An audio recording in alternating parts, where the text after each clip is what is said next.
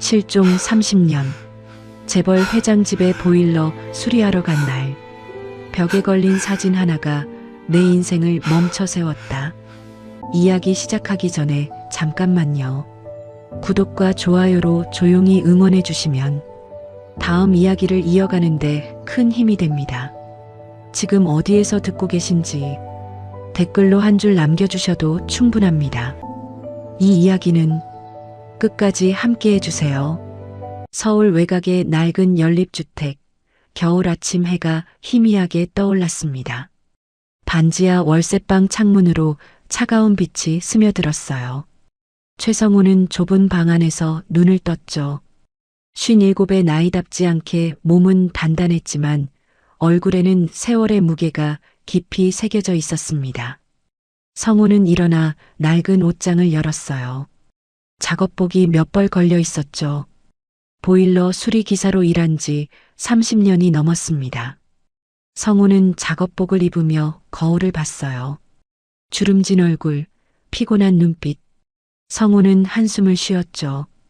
오늘도 똑같은 하루구나. 성우는 작게 중얼거렸습니다. 매일이 똑같았어요. 아침에 일어나 일터로 가고 고장난 보일러를 고치고 저녁에 돌아와 혼자 밥을 먹었죠. 주말도 명절도 다를 게 없었습니다. 성우에게는 가족이 없었어요. 어릴 적 기억도 거의 없었죠. 초등학교 저학년 무렵 부모 손을 놓친 뒤의 기억은 텅 비어 있었습니다. 성우가 기억하는 건 고아원이었어요. 차가운 방, 낯선 아이들, 매일 밤 울먹이던 자신의 모습. 고아원을 나온 뒤에는 위탁 가정을 전전했습니다. 하지만 어디에서도 오래 머물지 못했어요. 성우는 16세 공장에 취직했죠. 그리고 기술을 배웠습니다. 보일러, 배관, 전기. 손으로 하는 일이라면 뭐든 익혔어요. 고장난 건 고치면 되는데. 성우는 낡은 찬장 앞에 서서 중얼거렸습니다. 라면 몇 개와 김치통이 전부였어요. 성우는 라면을 하나 꺼내 끓였죠. 혼자 먹는 밥은 언제나 쓸쓸했습니다. 성우는 라면을 먹으며 방 안을 둘러봤어요. 가족 사진 하나 없는 벽, 먼지 쌓인 책상, 오래된 텔레비전. 성우의 삶은 텅 비어 있었죠.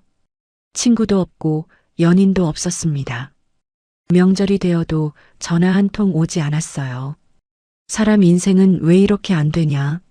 성우는 라면 국물을 마시며 한숨을 쉬었습니다. 보일러는 고칠 수 있었어요. 아무리 고장 나도 부품을 갈고 청소하고 조정하면 다시 돌아갔죠. 하지만 사람 인생은 그렇게 쉽게 고쳐지지 않았습니다. 성우는 어릴 적 자신을 떠올렸어요. 부모님 얼굴도 기억나지 않았죠. 이름도 목소리도 아무것도 없었습니다. 성우는 그저 버려진 아이였어요. 고속도로 휴게소에서 발견되었다고 들었죠. 누가 버렸는지, 왜 버렸는지 아무도 몰랐습니다. 성우는 라면 그릇을 씻고 작업 가방을 챙겼어요. 오늘도 출장이 여러 건 잡혀 있었죠. 성우는 문을 열고 밖으로 나갔습니다. 계단을 올라가니 차가운 바람이 얼굴을 때렸어요. 성우는 낡은 승합차에 올랐습니다. 뒷자리에는 공구들이 가득했어요. 렌치, 드라이버, 측정기. 성우의 모든 것이었죠. 성우는 시동을 걸고 출발했습니다. 첫 번째 집은 빌라였어요. 젊은 부부가 살고 있었죠. 보일러가 자꾸 꺼진다고 했습니다. 성우는 능숙하게 보일러를 점검했어요. 센서 문제였죠. 10분 만에 고쳤습니다. 고맙습니다. 덕분에 살았어요. 부부가 환하게 웃으며 고마워했어요. 아기를 안고 있는 아내의 모습이 따뜻해 보였죠. 성우는 잠깐 그들을 바라봤습니다. 저런 가정이 성우에게도 있었다면 어땠을까요? 성우는 고개를 저으며 집을 나왔어요. 부질없는 생각이었죠. 성우에게는 가족이 없었습니다. 평생 혼자였고 앞으로도 혼자일 거예요. 두 번째 집, 세 번째 집. 성우는 하루 종일 고장난 보일러를 고쳤습니다. 손은 기름때로 까맣게 변했고 몸은 지쳤어요. 하지만 성우는 멈추지 않았죠. 일하는 동안만은 외로움을 잊을 수 있었으니까요. 저녁이 되자 성우는 마지막 집으로 향했습니다. 주소를 확인하니 강남이었어요. 성우는 의아했죠. 강남에서 성우 같은 소규모 기사를 부를 일은 거의 없었거든요. 뭐, 일이면 가야지. 성우는 중얼거리며 강남으로 차를 몰았습니다. 해가 지고 있었어요. 성우는 창밖을 보며 생각했죠. 오늘도 똑같은 하루였습니다. 고장난 집을 고치고 고장난 자신은 외면하는 반복이었어요. 성우는 알았습니다. 자신의 인생도 고장나 있다는 걸. 하지만 어떻게 고쳐야 할지 몰랐어요. 부품을 갈 수도 없고 청소할 수도 없었죠. 성우는 그저 이렇게 살아가는 수밖에 없었습니다. 강남에 도착했어요. 높은 빌딩들 사이로 성우의 낡은 승합차가 지나갔습니다. 성우는 주소를 찾아 골목으로 접어들었죠. 그리고 큰 대문 앞에 멈춰 섰어요. 여기가 맞나? 성우는 주소를 다시 확인했습니다. 맞았어요. 성우는 차에서 내려 대문을 바라봤죠. 거대한 저택이었습니다. 성우는 한 번도 이런 집에 와본 적이 없었어요. 성우는 인터폰을 눌렀습니다. 잠시 뒤 여성의 목소리가 들렸어요. 누구십니까? 성우가 대답했습니다. 보일러 수리 나왔습니다. 문이 천천히 열렸어요. 성우는 공구 가방을 들고 안으로 들어갔습니다. 넓은 정원이 펼쳐졌죠. 잘 다듬어진 나무들, 분수대, 석등. 성우는 이런 곳을 처음 봤어요. 현관에 도착하자 중년의 여성이 나왔습니다. 회장님께서 기다리고 계십니다. 이쪽으로 오세요. 성우는 따라 들어갔습니다. 높은 천장, 샹들리에, 대리석 바닥. 마치 궁전 같았어요. 성우는 자신의 낡은 작업복을 의식하며 조심스럽게 걸었죠. 거실로 안내되었습니다. 창가에 한 노인이 서 있었어요. 80대쯤 되어 보이는 남자였습니다. 정장을 단정하게 입고 있었죠. 수고 많소. 노인이 돌아서며 말했습니다. 성우는 고개를 숙였어요. 보일러 수리 나온 최성우입니다. 노인은 성우를 잠시 바라봤습니다. 나는 강윤석이요. 보일러가 자주 말썽이라 불렀소. 성우는 강윤석이라는 이름이 낯익었어요. 대기업 회장이라는 걸 어렴풋이 알고 있었죠. 하지만 성우 같은 사람과는 다른 세상 사람이었습니다. 지금 바로 작업하겠습니다. 성우가 말했습니다. 윤석은 고개를 끄덕였어요. 보일러실은 지하에 있소. 천천히 하시오. 집사가 성우를 지하로 안내했습니다. 계단을 내려가니 최신 보일러 시스템이 설치되어 있었어요. 성우는 점검을 시작했죠. 복잡한 시스템이었지만 성우에게는 어렵지 않았습니다. 1시간쯤 작업하고 나니 문제를 찾았어요. 센서 불량이었죠. 성우는 부품을 교체하고 다시 테스트했습니다. 정상적으로 작동했어요. 성우는 공구를 정리하고 위로 올라갔습니다. 윤석에게 보고하려고 거실로 향했어요. 그런데 윤석은 보이지 않았죠. 성우는 주변을 둘러봤습니다. 그때 벽에 걸린 큰 액자가 눈에 들어왔어요. 가족 사진이었습니다. 성우는 무심코 다가가 사진을 봤죠. 그 순간 성우는 얼어붙었습니다. 사진 속에는 젊은 부부와 5살쯤 되어 보이는 남자아이가 있었어요. 성우는 아이의 얼굴을 보고 손이 떨리기 시작했죠. 까만 눈동자, 작은 인매, 그리고 귀 옆에 난 작은 점. 성우는 자신도 모르게 귀를 만졌습니다. 똑같은 위치에 점이 있었어요. 성우는 사진을 더 자세히 봤죠. 아이의 눈매, 얼굴 윤곽, 모든 게 거울 속 자신과 닮아 있었습니다. 이상하다. 성우는 중얼거렸습니다. 심장이 미친 듯이 뛰었어요. 우연일까요?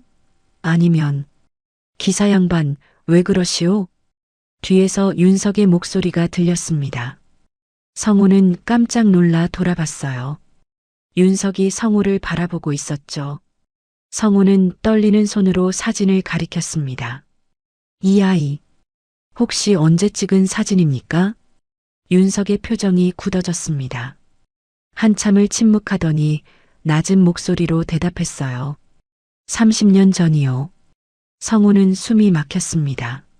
30년 전, 성우가 고아원에 들어간 바로 그 시기였어요.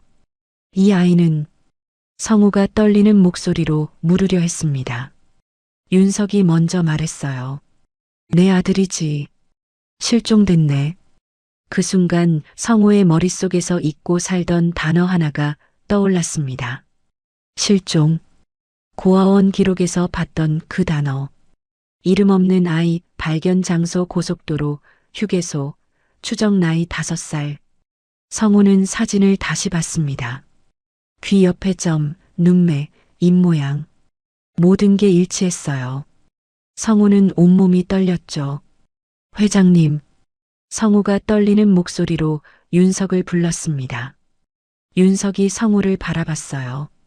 성우는 용기를 내어 말했죠. 이 아이, 저입니다. 거실에 무거운 침묵이 흘렀습니다.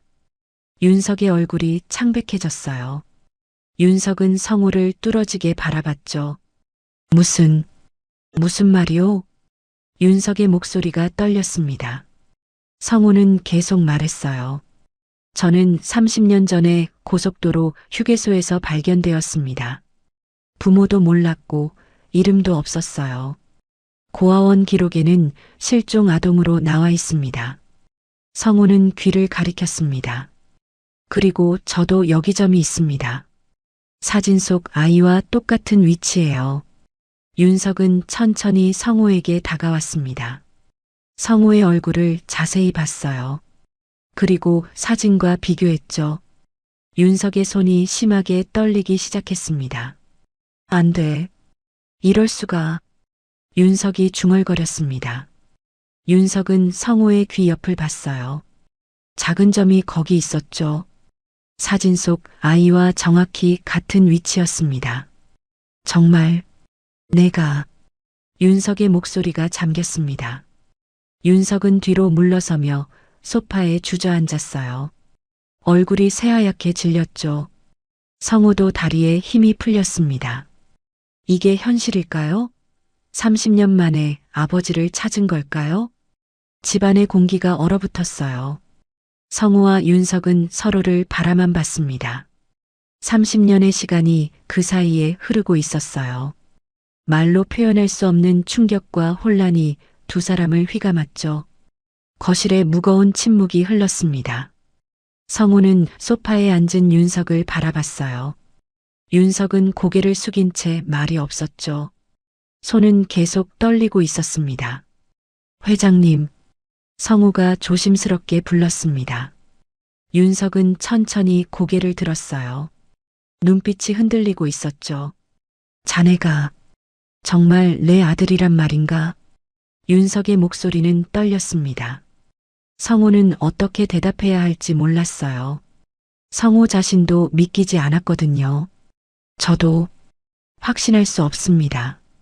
하지만 너무 많은 게 일치합니다. 성우가 조심스럽게 말했습니다. 윤석은 다시 사진을 바라봤어요. 그리고 성우를 봤죠. 비교하듯 오갔습니다. 기다려보게.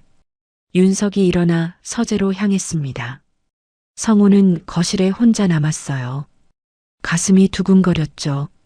이게 꿈은 아닐까요? 30년 동안 찾지 못한 부모를 이렇게 우연히 만날 수 있을까요? 잠시 뒤 윤석이 돌아왔습니다. 손에 낡은 파일을 들고 있었어요. 윤석은 파일을 펼쳐 성우에게 보여줬죠. 이게 당시 기록이네. 아들이 실종됐을 때 경찰에 신고한 자료일세.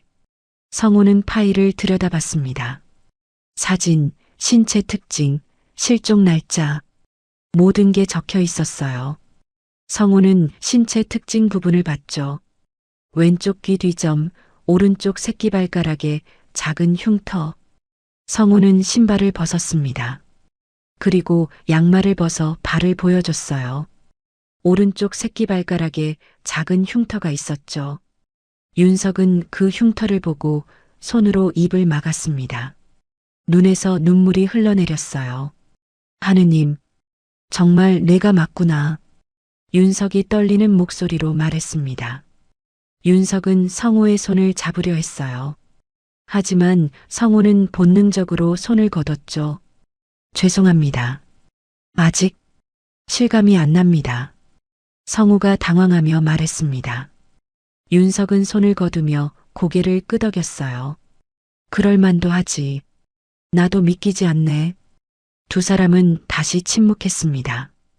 뭘 말해야 할지, 어떻게 해야 할지 알 수 없었어요. 30년이라는 시간이 너무 컸죠.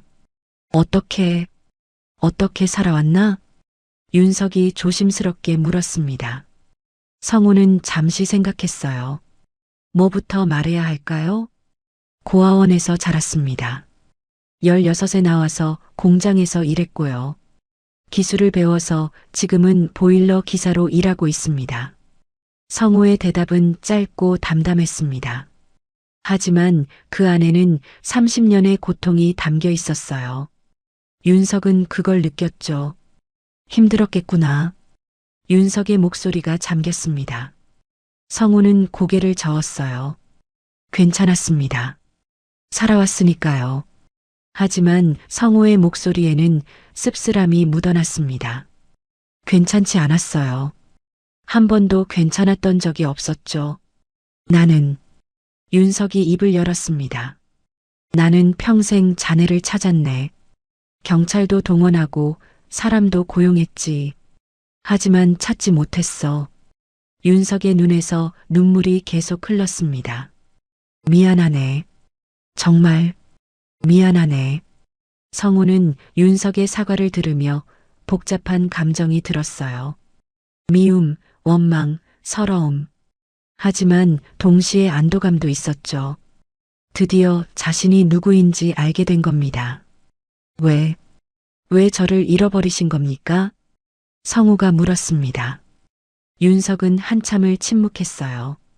그리고 천천히 입을 열었죠. 그날 자네를 데리고 외출했었네. 회사 일로 바쁜 시기였지만 자네가 가고 싶어 해서. 윤석의 목소리가 떨렸습니다. 고속도로 휴게소에 들렀는데 갑자기 급한 전화가 왔어. 회사에 큰 문제가 생겼다고. 나는 잠깐만이라고 생각하고 자네를 차에 두고 전화를 받으러 갔지. 윤석은 얼굴을 손으로 가렸어요. 돌아왔을 때는 자네가 없었네. 차 문이 열려 있었고 자네는 사라졌어. 성우는 윤석의 말을 들으며 가슴이 아팠습니다. 그날의 기억은 성우에게도 없었어요. 너무 어렸으니까요. 그 뒤로 미쳐버렸지. 경찰을 불렀고 모든 사람을 동원했어. 하지만 자네는 발견되지 않았네.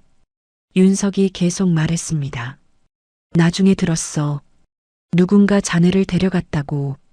하지만 그게 누군지, 왜 그랬는지는 몰랐지. 성우는 혼란스러웠습니다. 누군가 자신을 데려갔다고요? 왜요? 저를 누가 데려간 겁니까? 성우가 물었습니다. 윤석은 고개를 저었어요. 모르네. 당시에는 알 수 없었어. 경찰도 단서를 찾지 못했지. 성우는 불안했습니다. 뭔가 숨겨진 이야기가 있는 것 같았어요. 회장님 혹시... 성우가 물으려 했을 때 집사가 들어왔습니다.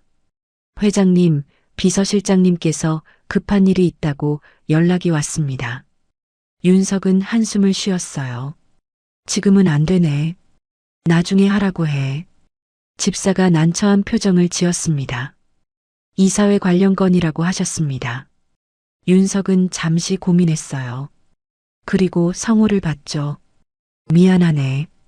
급한 일을 처리해야 할 것 같네. 내일 다시 만날 수 있겠나? 성호는 고개를 끄덕였습니다. 네, 괜찮습니다. 윤석이 명함을 꺼내 성호에게 건넸어요. 내일 전화하게. 꼭. 성호는 명함을 받아들었습니다. 윤석은 성호를 한참 바라봤어요. 뭔가 더 말하고 싶은 표정이었죠. 성호는 집을 나왔습니다.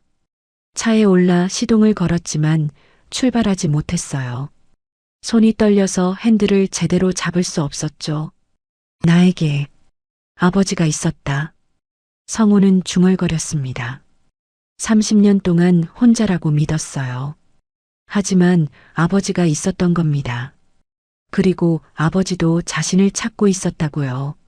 성호는 눈물이 났습니다. 기쁨인지 슬픔인지 알 수 없었어요. 그저 눈물이 멈추지 않았죠. 성호는 그날 밤 한숨도 자지 못했습니다.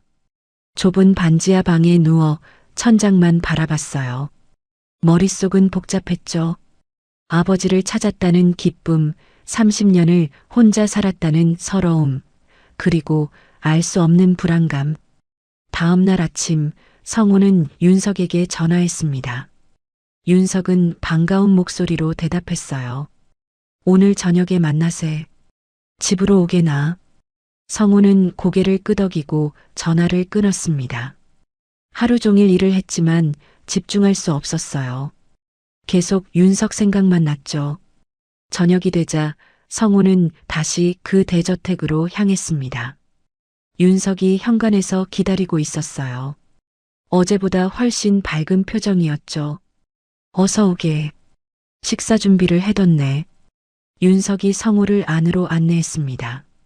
넓은 식탁에 음식이 가득했어요. 성호는 이런 식사를 본 적이 없었죠. 앉게나. 편하게. 윤석이 말했습니다. 성호는 조심스럽게 앉았어요.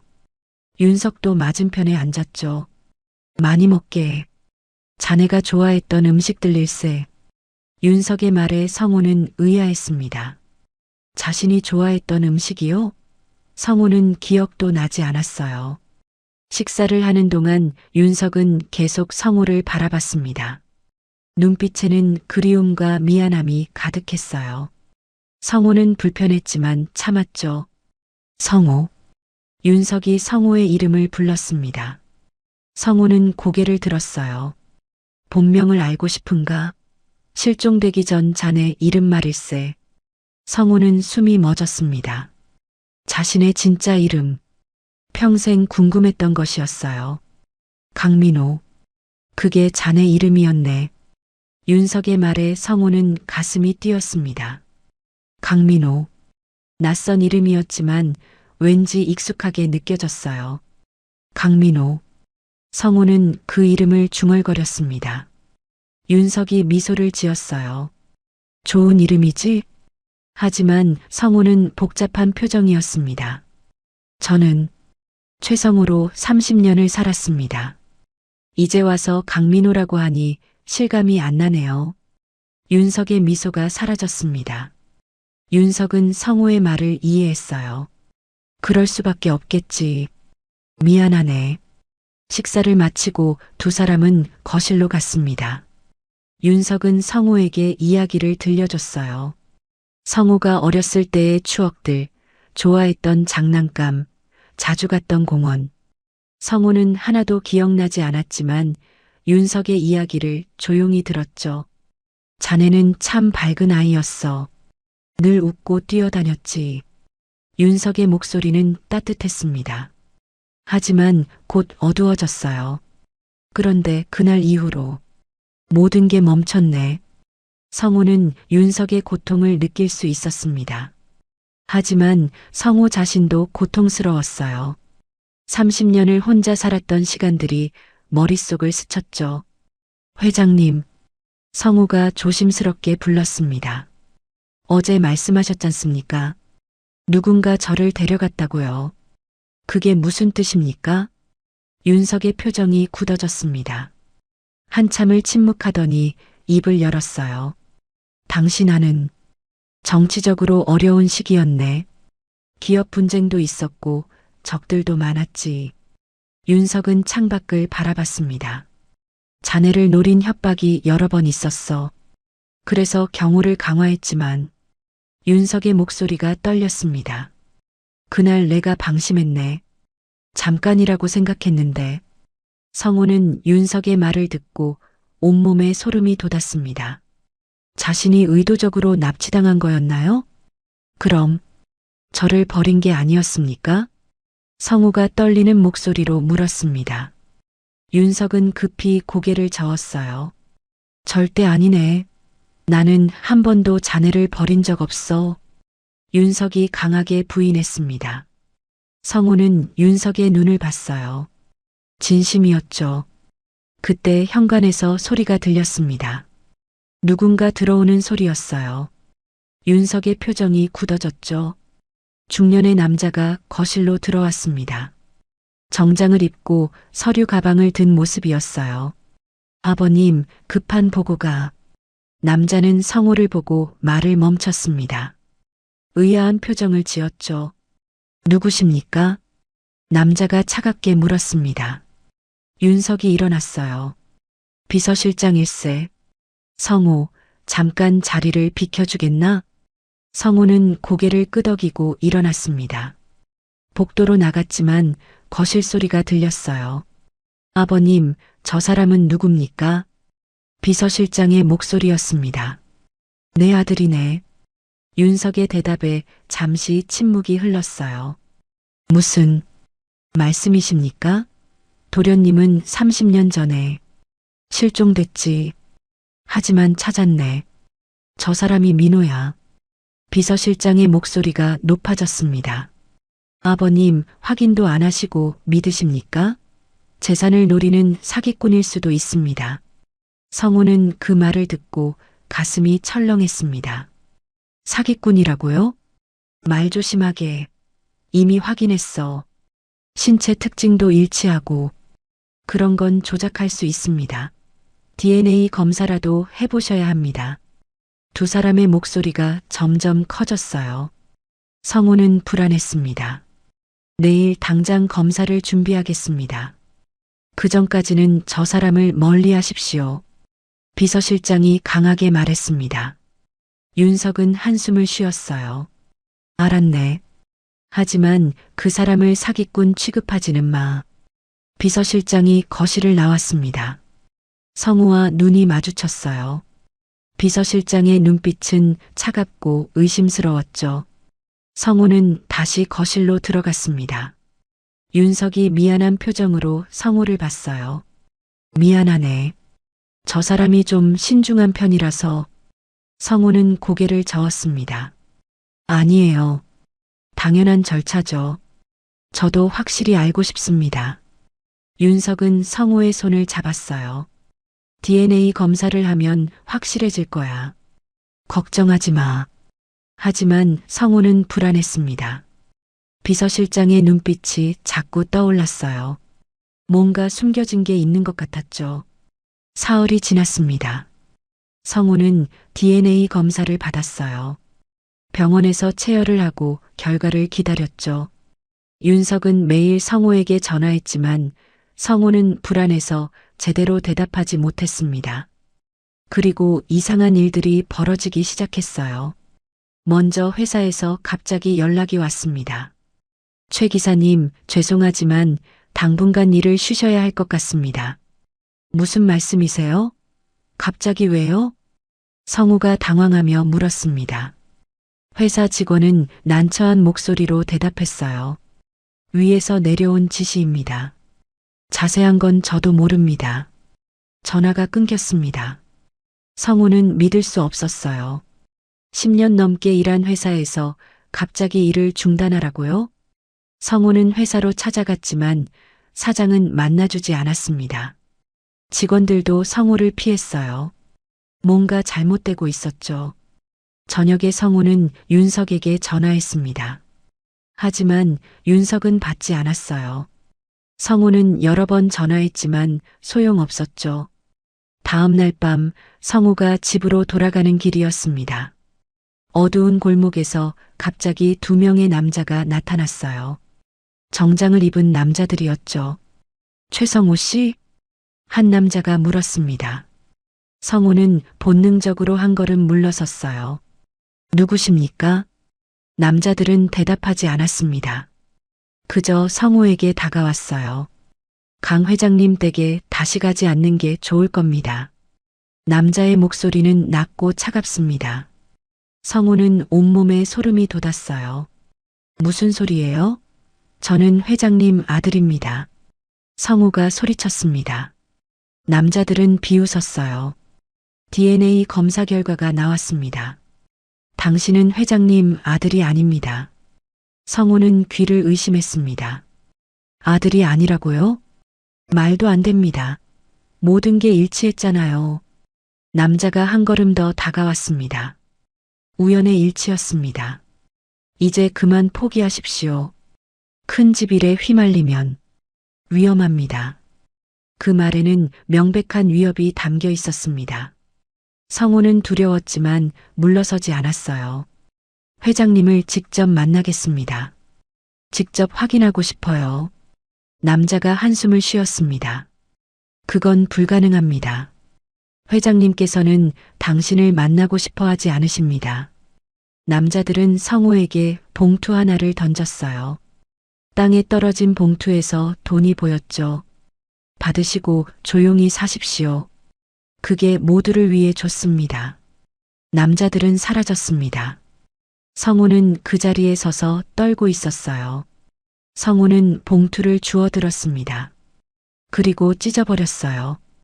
돈이 바람에 날렸죠. 절대 포기하지 않아. 성호는 중얼거렸습니다. 뭔가 잘못되고 있었어요. DNA 검사 결과가 다르다고요? 모든 게 너무 완벽하게 일치했는데요. 성호는 깨달았습니다. 누군가 자신을 내쫓으려 한다는 걸, 진실을 숨기려 한다는 걸, 진짜였구나. 성호는 확신했습니다. 자신이 정말 윤석의 아들이 맞다고. 그래서 누군가 방해하는 겁니다. 그날 밤 성호는 결심했습니다. 도망치지 않기로요. 진실을 밝혀내기로요. 성호는 윤석의 집으로 향했습니다. 하지만 정문으로는 들어갈 수 없었어요. 경비가 삼엄했죠. 성호는 뒷담을 넘었습니다. 정원으로 들어가 집 안으로 향했어요. 하지만 그때 손전등 불빛이 성호를 비췄습니다. 누구냐? 경비들이었습니다. 성호는 달렸어요. 하지만 경비들이 더 빨랐죠. 성호는 붙잡혔습니다. 불법 침입이다. 경찰 부른다. 경비가 소리쳤습니다. 성호는 저항했어요. 회장님, 회장님. 성호가 집을 향해 소리쳤습니다. 2층 창문에 불이 켜졌어요. 윤석이 창가에 나타났죠. 회장님, 저예요. 민호예요. 성호가 울부짖었습니다. 윤석은 성호를 내려다봤어요. 표정을 알 수 없었죠. DNA 검사 결과가 조작된 겁니다. 누군가 진실을 숨기려 해요. 성호가 다급하게 외쳤습니다. 윤석은 움직이지 않았어요. 그때 현관문이 열렸습니다. 비서실장이 나왔어요. 차갑게 웃고 있었죠. 최 기사님, 이제 그만하십시오. 경찰이 오고 있습니다. 비서실장이 말했습니다. 성호는 비서실장을 똑바로 봤어요. 당신이 뭔가 숨기고 있군요. 비서실장의 미소가 사라졌습니다. 순간 차가운 눈빛이 번뜩였어요. 아무것도 모르면서 함부로 말하지 마십시오. 멀리서 사이렌 소리가 들렸습니다. 경찰차가 오고 있었어요. 성호는 다시 윤석을 봤죠. 회장님, 아버지, 저 좀 믿어주세요. 성호가 마지막으로 외쳤습니다. 윤석은 여전히 창가에 서 있었어요. 하지만 아무 말도 하지 않았죠. 경찰차가 도착했습니다. 경찰들이 성호를 끌고 갔어요.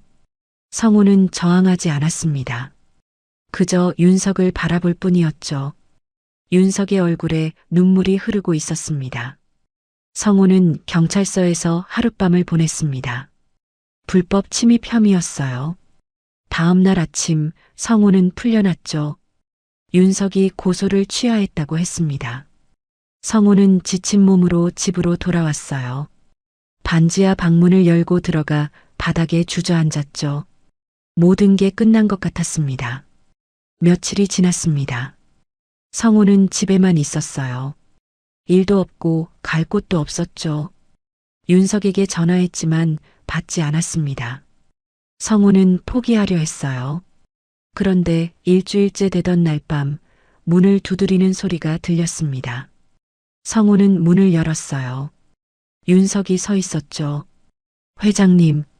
성우는 믿을 수 없었습니다. 윤석이 이런 곳까지 찾아올 줄은 몰랐어요. 들어가도 되겠나? 윤석이 조심스럽게 물었습니다. 성우는 황급히 문을 열어줬어요. 윤석은 좁은 방 안을 둘러봤죠. 낡은 가구, 곰팡이 핀 벽, 차가운 공기. 여기서 살아왔구나. 윤석의 목소리가 떨렸습니다. 성우는 부끄러웠어요. 죄송합니다. 보여드릴 만한 곳이 못 됩니다. 윤석은 고개를 저었습니다.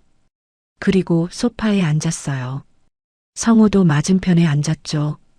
한참 침묵이 흘렀습니다. 윤석은 손을 떨고 있었어요. 무슨 말을 해야 할지 모르는 것 같았죠. 미안하네. 윤석이 마침내 입을 열었습니다. 내가 자네를 믿지 못했어. 성우는 윤석을 바라봤습니다. 윤석의 눈에는 눈물이 고여 있었어요. DNA 검사 결과를 믿었지. 자네가 내 아들이 아니라고 나왔거든. 윤석의 목소리가 떨렸습니다. 하지만 그날 밤 자네가 날 부르는 걸 보고 알았어. 자네가 정말 민호라는 걸. 성우는 숨을 죽이고 들었습니다. 그래서 조사를 했네. 병원 기록을 다시 확인했지. 윤석은 서류 봉투를 꺼냈습니다. 결과가 조작되어 있었어. 성우는 눈이 커졌어요. 조작이라고요? 누군가 병원 직원에게 돈을 줬더군. 검사 결과를 바꾸라고. 윤석은 봉투에서 서류를 꺼냈습니다. 진짜 검사 결과였어요. 이게 진짜일세. 자네는 내 아들이 맞네. 성우는 서류를 받아들었습니다. 손이 떨렸어요. 친자 확률 99.9%. 성우는 진짜 윤석의 아들이었던 겁니다. 누가, 왜 이런 짓을 한 겁니까? 성우가 떨리는 목소리로 물었습니다. 윤석은 깊은 한숨을 쉬었어요. 비서실장일세. 윤석의 대답에 성우는 놀라지 않았습니다. 예상했던 답이었거든요. 왜요? 왜 저를 내쫓으려 한 겁니까? 윤석은 창밖을 바라봤습니다. 내게는 자네밖에 없거든. 유일한 아들이지. 윤석이 설명했습니다. 만약 자네가 돌아오면 내 재산은 모두 자네 것이 되네. 비서실장은 그걸 원하지 않았어. 성우는 이해했습니다. 재산 때문이었군요. 비서실장은 30년 동안 내 곁에 있었네. 자네가 없는 동안 나를 도왔지. 윤석의 목소리는 씁쓸했습니다. 자네가 나타나면 그의 위치가 흔들리거든. 그래서 자네를 내쫓으려 한 거야. 성우는 분노가 치밀었습니다. 재산 때문에 자신을 내쫓으려 했다고요? 그 사람은 지금 어디 있습니까?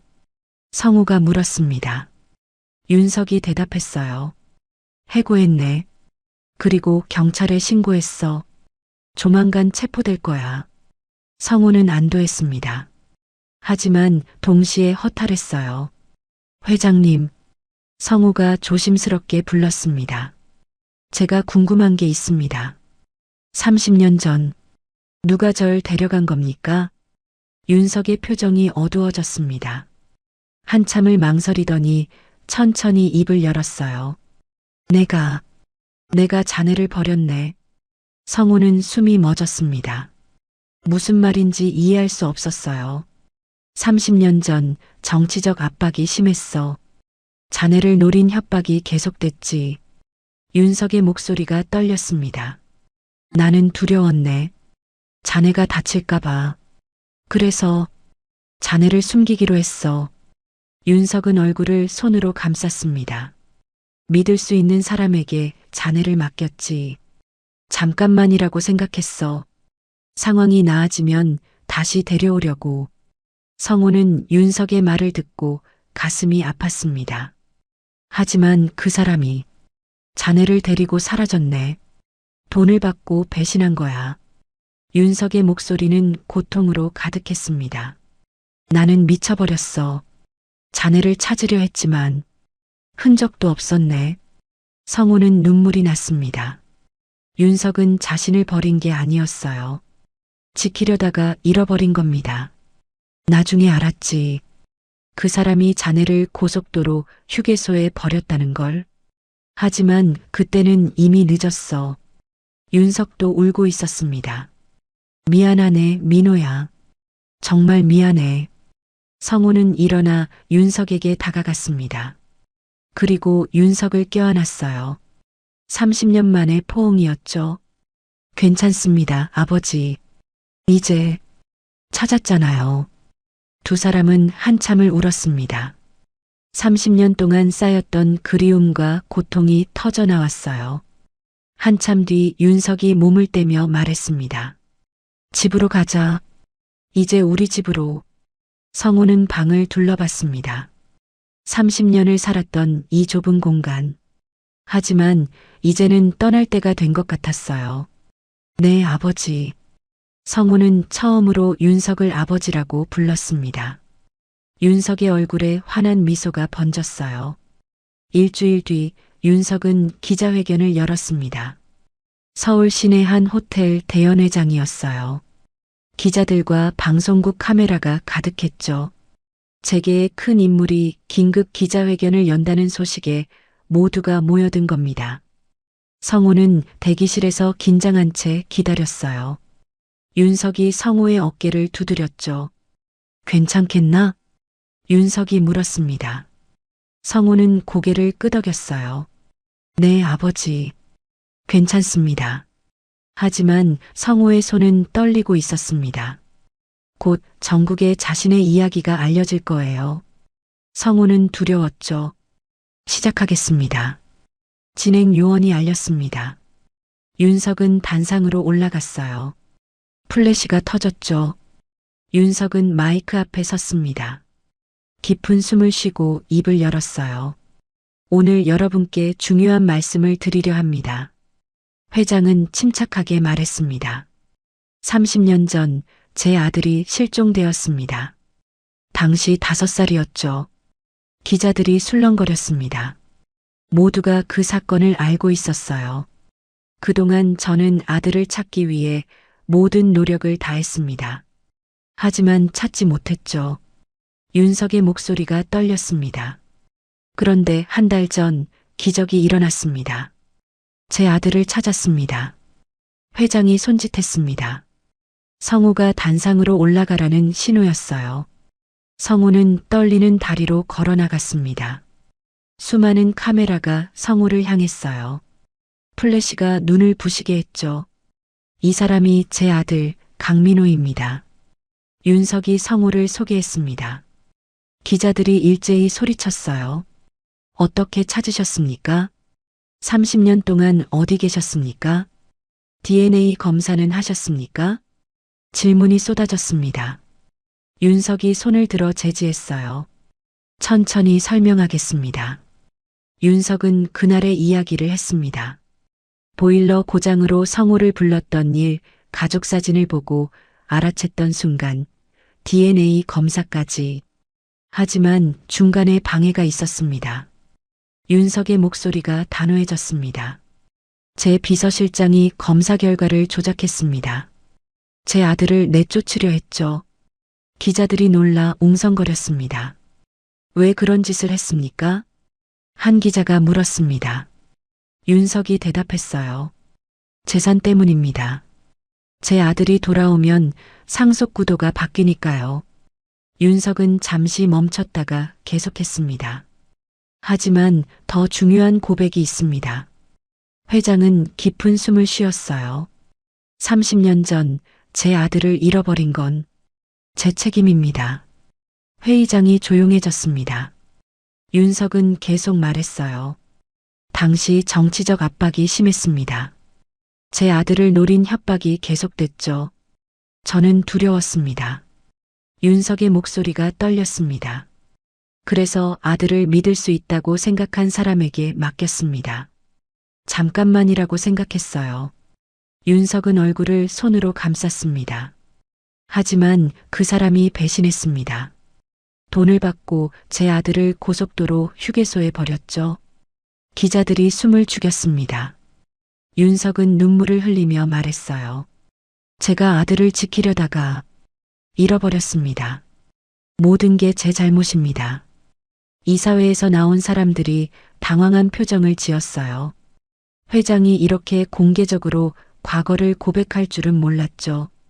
회장님, 그런 말씀을 하시면 회사에 타격이 있습니다. 한 이사가 소리쳤습니다. 하지만 윤석은 고개를 저었어요. 이미 결정했습니다. 저는 경영 일선에서 물러나겠습니다. 회의장이 술렁거렸습니다. 윤석이 물러난다고요? 제 아들이 30년을 혼자 살았습니다. 고아원에서 자라고 공장에서 일하고 보일러 기사가 되었죠. 윤석은 성우를 바라봤습니다. 그동안 저는 무엇을 했습니까? 돈을 벌고 권력을 쌓았죠. 하지만 정작 중요한 걸 잃어버렸습니다. 윤석은 성우의 손을 잡았어요. 이제는 아들과 시간을 보내고 싶습니다. 잃어버린 30년을 되찾고 싶어요. 기자 한 명이 성우에게 마이크를 향했습니다. 강민호 씨, 한 말씀 해주시겠습니까? 성우는 당황했습니다. 하지만 윤석이 격려하는 눈빛을 보냈어요. 성우는 용기를 내어 마이크 앞에 섰죠. 성우의 목소리가 떨렸습니다. 저는 재벌 아들이 아닙니다. 보일러 기사입니다. 성우는 침착하게 말했어요. 30년을 그렇게 살아왔고 앞으로도 그렇게 살 겁니다. 기자들이 놀란 표정을 지었습니다. 성우는 계속 말했어요.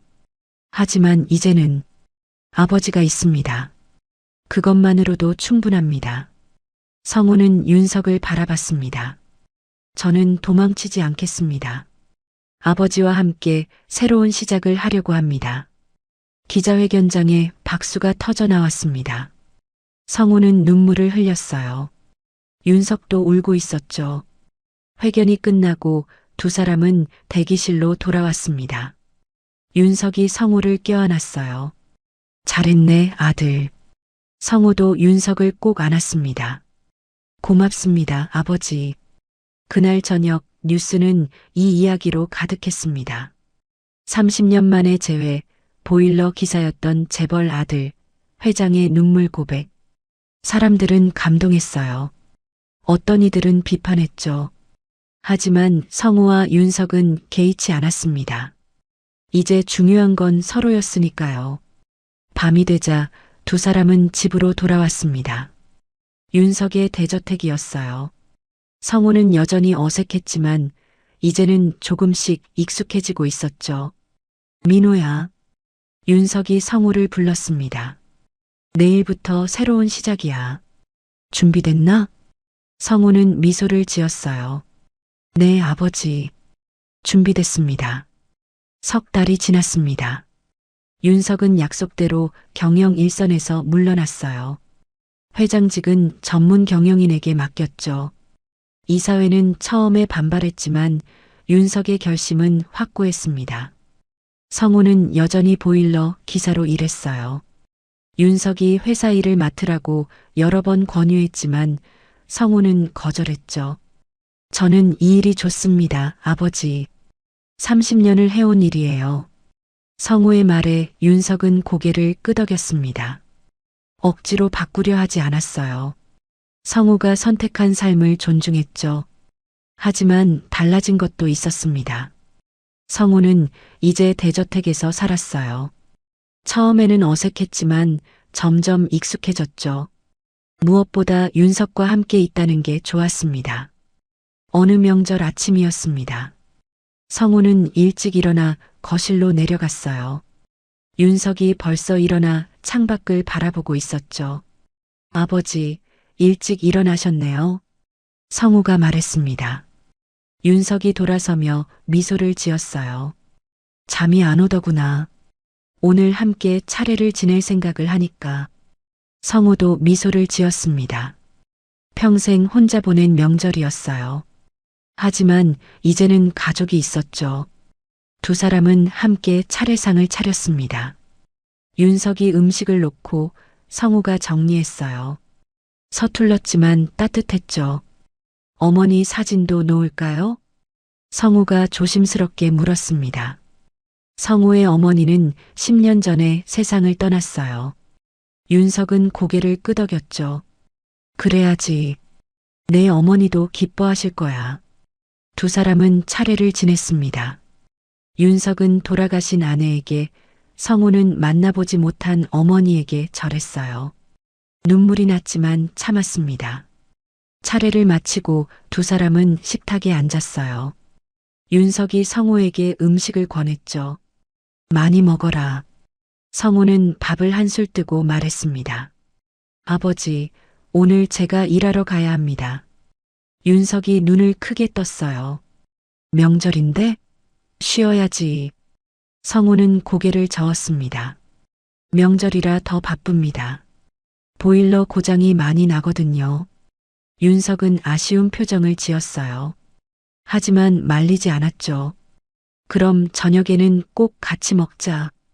약속이다. 성우가 환하게 웃었습니다. 네, 아버지. 약속할게요. 성우는 작업복을 입고 집을 나섰어요. 윤석이 현관까지 나와 배웅했죠. 조심해서 다녀와라. 네, 아버지.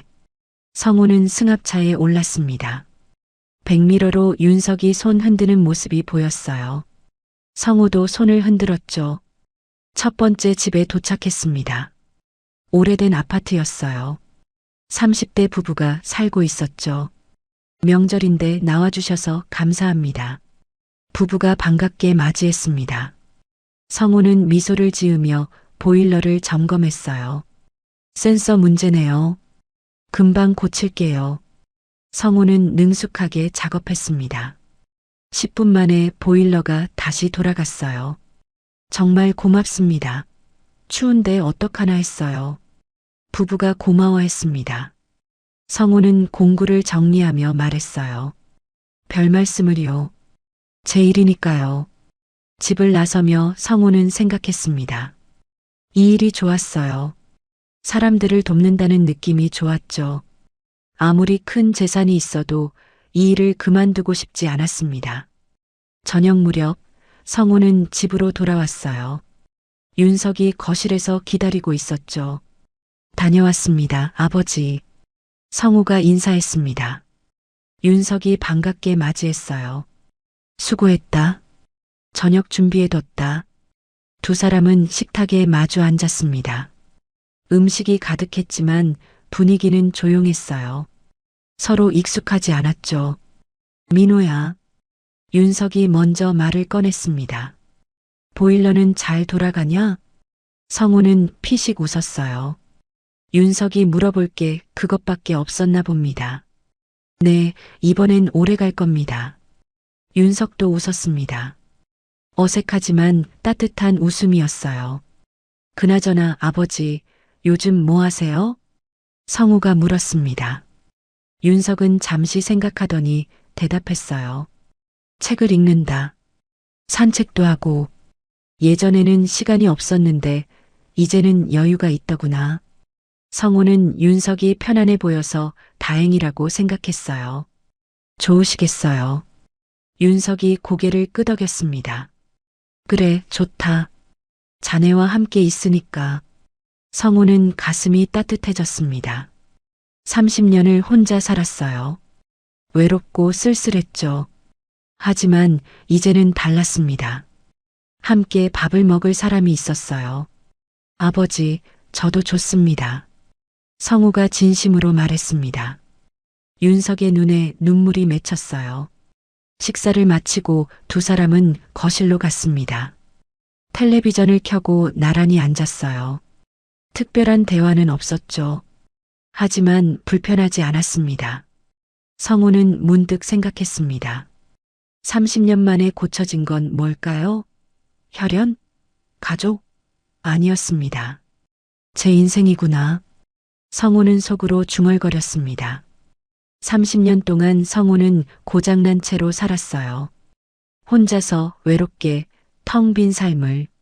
하지만 이제는 달랐죠. 성우는 윤석을 슬쩍 봤습니다. 윤석은 텔레비전을 보며 조용히 웃고 있었어요. 편안한 얼굴이었죠. 윤석도 고쳐진 겁니다. 30년 동안 죄책감과 그리움으로 살았던 윤석. 이제는 아들과 함께 웃을 수 있었어요. 아버지, 성우가 불렀습니다. 윤석이 성우를 봤어요. 왜 그러냐? 성우는 미소를 지었습니다. 아무것도 아니에요. 그냥 좋아서요. 윤석도 미소를 지었어요. 두 사람은 다시 텔레비전을 봤죠. 밖에서는 눈이 내리기 시작했습니다. 하얀 눈이 창문을 타고 흘러내렸어요. 성우는 창밖을 바라봤죠. 늦었지만 괜찮았습니다. 30년이 걸렸지만 찾았어요. 아버지를, 가족을, 그리고 자신의 자리를. 성우는 생각했습니다. 고장난 건 집이 아니었다고, 보일러도 아니었다고, 고쳐진 건 바로 자신의 인생이었다고. 그리고 이제 그 인생은 다시 흐르기 시작했습니다. 천천히 따뜻하게 함께. 귀한 시간 내어 이 영상을 함께 해주셔서 진심으로 감사합니다. 여러분의 한 번 시청, 한 줄 댓글이 저에게 큰 힘이 됩니다. 앞으로도 마음을 어루만지는 이야기로 보답드리겠습니다. 항상 건강하시고 따뜻한 하루 보내세요. 강원도 시골 국도 한복판 3억짜리 외제차가 멈춰섰다. 이 차 서울에서도 못 고친 겁니다. 제가 한번 그때 봐도 될까요? 허름한 작업복의 소년이 다가왔다. 이 차 차, 서울에서도 못 제가 고쳐요. 한번 봐도 될까요?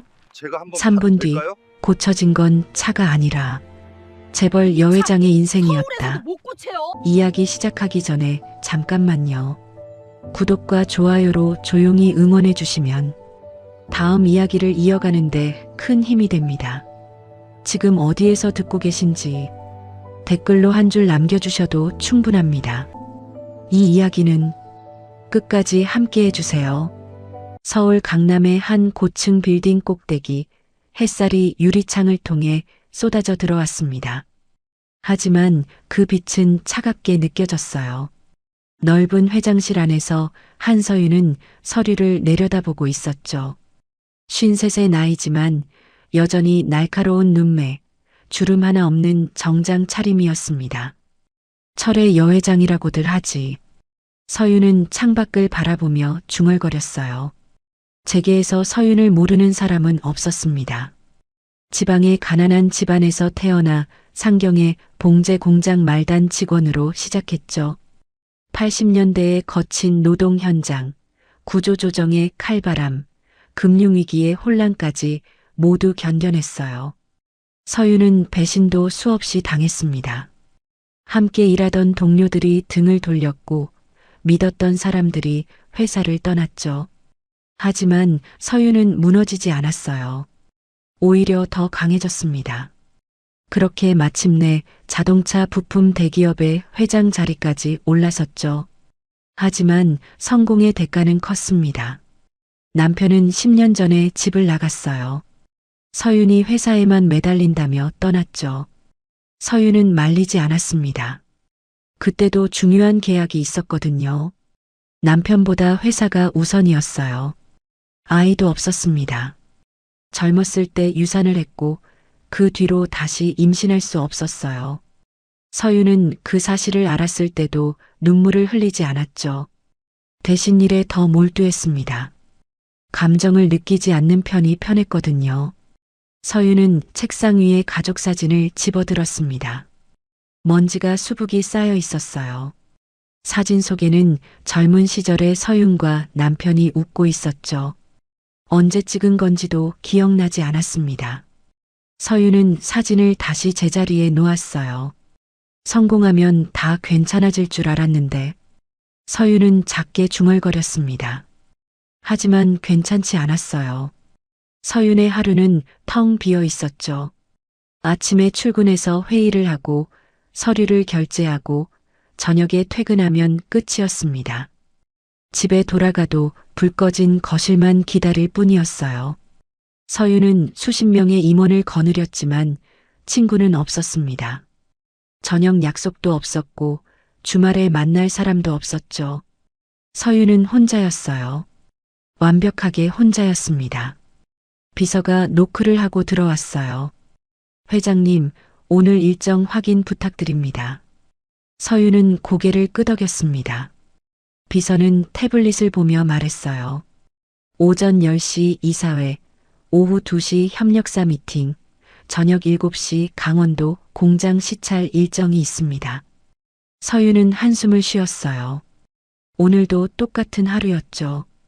변화도 없고 기대할 것도 없었습니다. 알았어요. 차 준비해 두세요. 비서가 나간 뒤 서윤은 다시 창밖을 바라봤습니다. 서울의 빌딩 숲이 끝없이 펼쳐져 있었어요. 서윤은 그 속에서 가장 높은 곳에 있었지만 동시에 가장 외로웠죠. 서윤은 문득 생각했습니다. 인생이 고장 난 것 같다고. 겉으로는 멀쩡해 보이지만 안은 텅 비어 있었어요. 감정도 사라졌고 웃음도 잊었습니다. 서윤은 마치 기계처럼 살고 있었죠. 오후가 되자 서윤은 외제차에 올랐습니다. 기사가 운전대를 잡고 비서가 옆자리에 앉았어요. 서윤은 뒷좌석에서 서류를 읽었죠. 강원도 공장까지는 2시간 거리였습니다. 차는 고속도로를 달렸어요. 서윤은 창밖 풍경을 보지 않았습니다. 서류에만 집중했죠. 숫자와 그래프, 실적과 목표치. 서윤의 세상은 그것뿐이었어요. 1시간쯤 지났을까요? 차가 국도로 접어들었습니다. 산과 들이 펼쳐진 시골길이었어요. 서윤은 여전히 서류를 보고 있었죠. 그때였습니다. 차가 갑자기 덜컹거렸어요. 기사가 당황한 목소리로 말했습니다. 회장님, 뭔가 이상한데요. 서윤은 고개를 들었습니다. 차가 점점 느려지고 있었어요. 기사가 엑셀을 밟았지만 소용없었죠. 차는 결국 멈춰섰습니다. 이게 무슨 일이에요? 서윤이 날카롭게 물었습니다. 기사가 시동을 다시 걸어봤지만 걸리지 않았어요.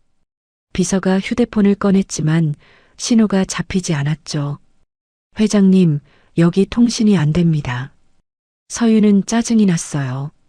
하필 이런 시골 한복판에서 차가 멈춰 선 겁니다. 서윤은 차에서 내렸죠. 주변에는 아무것도 없었어요. 논밭과 산뿐이었습니다. 빨리 고치세요. 일정이 늦어지잖아요. 서윤이 차갑게 말했습니다. 기사는 당황한 표정으로 보닛을 열었어요. 하지만 뭐가 문제인지 알 수 없었죠. 서윤은 한숨을 쉬며 도로를 바라봤습니다. 아무도 지나가지 않았어요. 완벽하게 고립된 상황이었죠. 서윤은 처음으로 무력감을 느꼈습니다. 서윤은 도로 한가운데 서서 주변을 둘러봤습니다. 산과 논밭만 보였어요. 마을도 보이지 않았고 지나가는 차도 없었죠.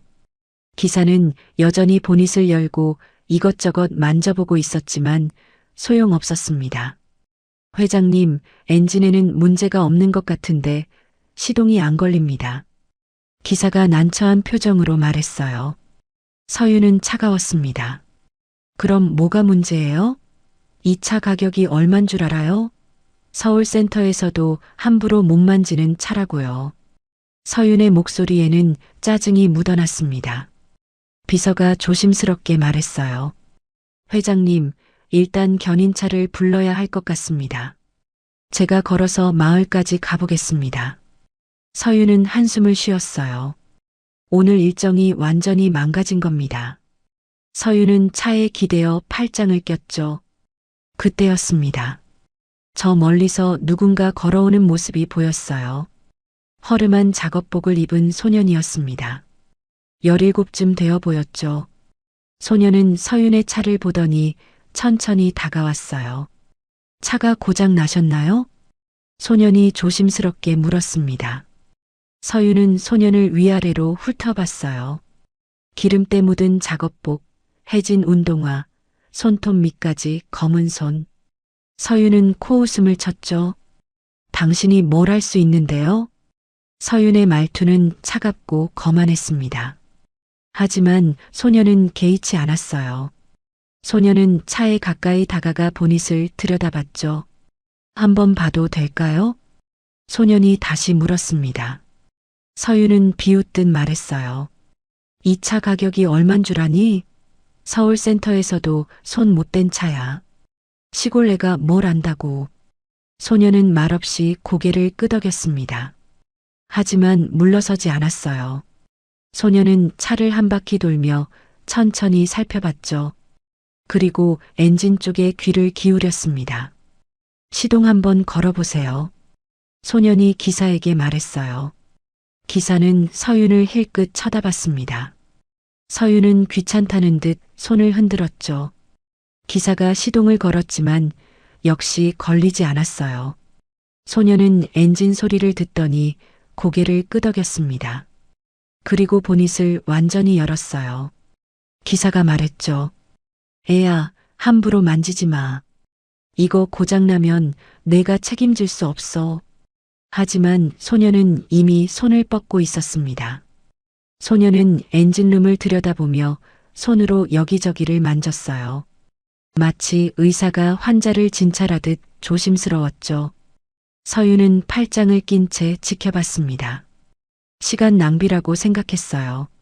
시골 소년이 뭘 안다고 비싼 차를 만지는 건지 이해할 수 없었죠. 소년은 한참을 살피더니 입을 열었습니다. 연료 문제가 아니에요.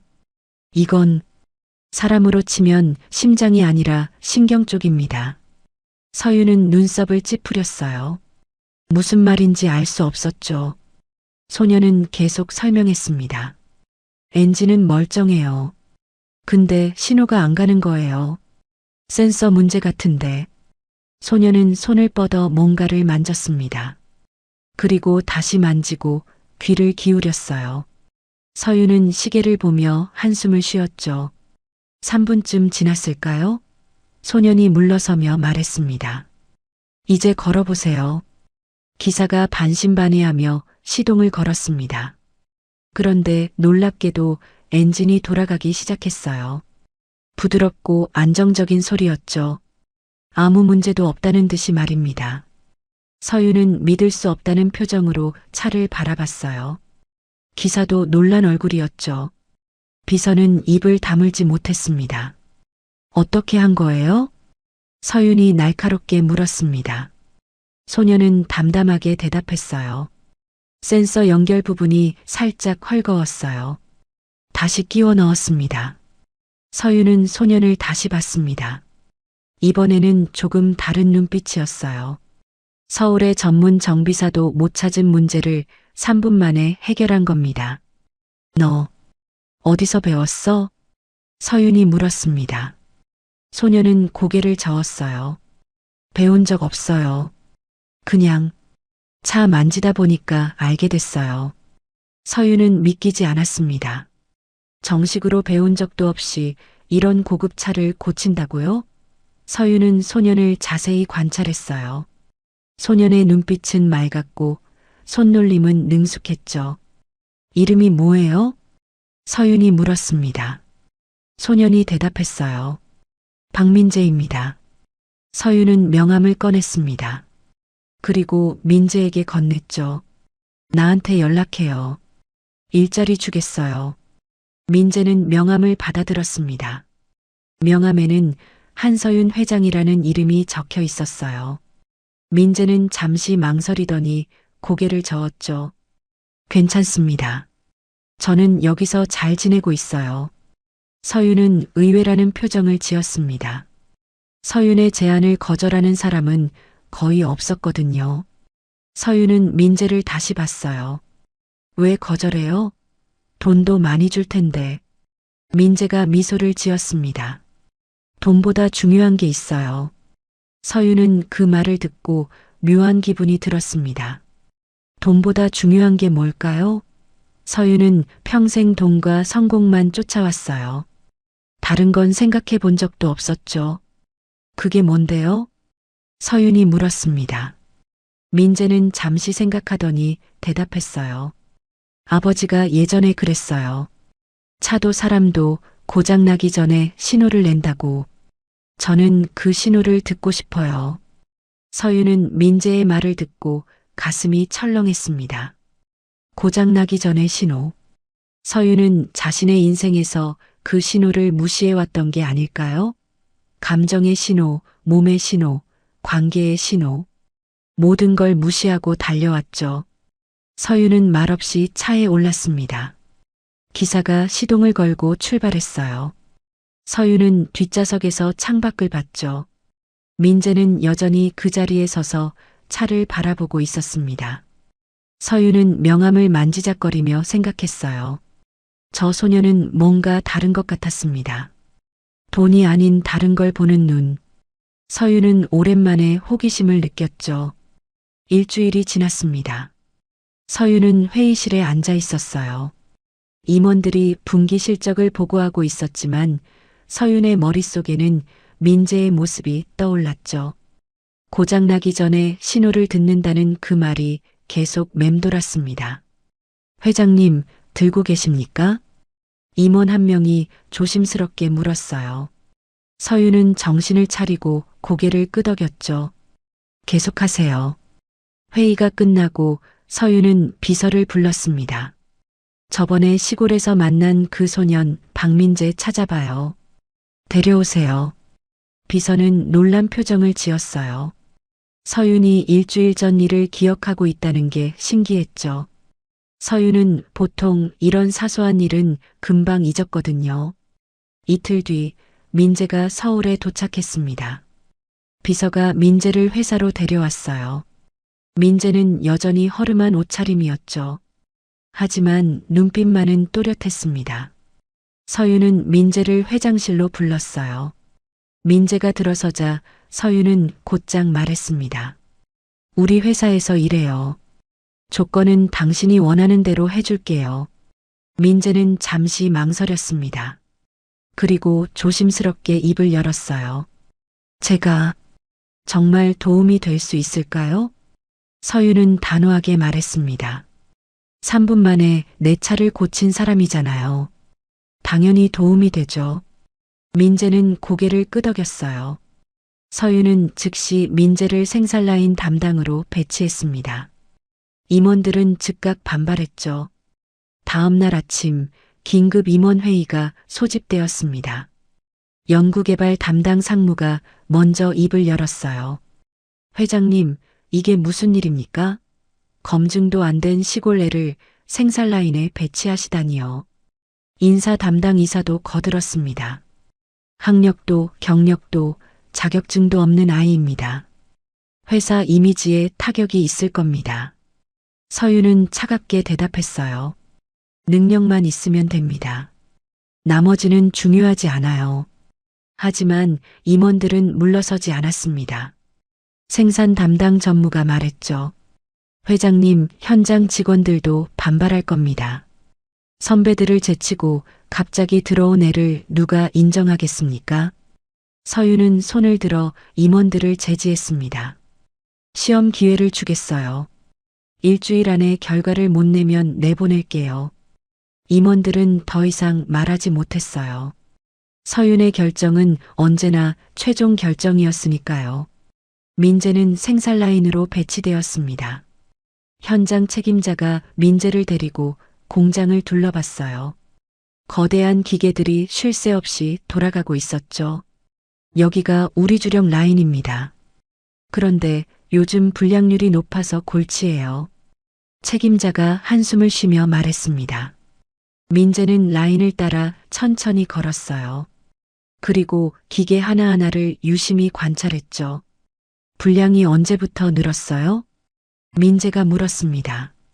책임자가 대답했어요. 한 달 전부터요. 엔지니어들이 다 점검했는데 원인을 못 찾았어요. 민재는 작업자들의 모습을 봤습니다. 모두들 긴장한 표정이었어요. 손놀림도 빠르고 거칠었죠. 민재는 한참을 지켜보다가 입을 열었습니다. 기계 문제가 아닌 것 같은데요. 책임자가 눈을 크게 떴어요. 그럼 뭐가 문제라는 거죠? 민재는 조심스럽게 말했습니다. 사람들이 너무 겁먹고 일하는 것 같아요.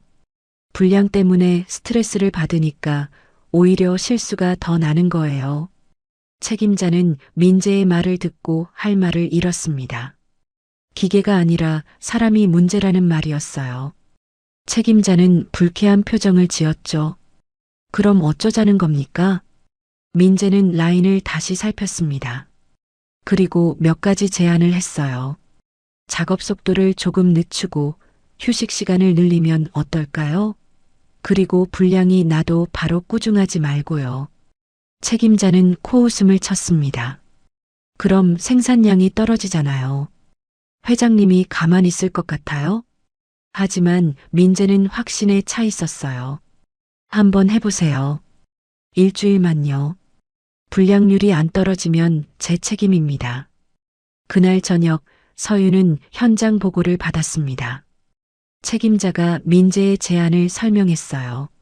서윤은 잠시 생각하더니 말했죠. 해보세요. 민재 말대로. 임원들이 웅성거렸습니다. 생산량을 줄이자는 제안을 받아들인다고요? 서윤은 임원들을 둘러봤어요. 일주일 후에 결과를 보죠. 일주일이 지났습니다. 서윤은 직접 공장으로 내려갔어요. 임원들도 모두 따라왔죠. 현장 책임자가 데이터를 보여줬습니다. 회장님, 불량률이 30% 떨어졌습니다. 임원들은 믿을 수 없다는 표정이었어요. 서윤도 놀랐죠. 일주일 만에 이런 결과를 낸다고요? 생산량은요? 서윤이 물었습니다.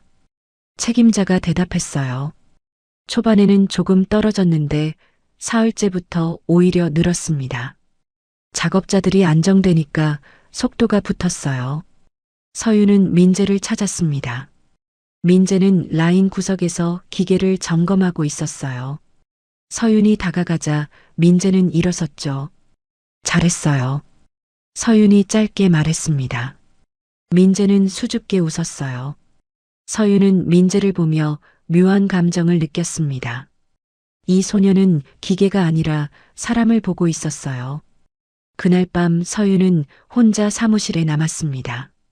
창밖을 바라보며 민재의 말을 떠올렸어요. 사람들이 겁먹고 일한다.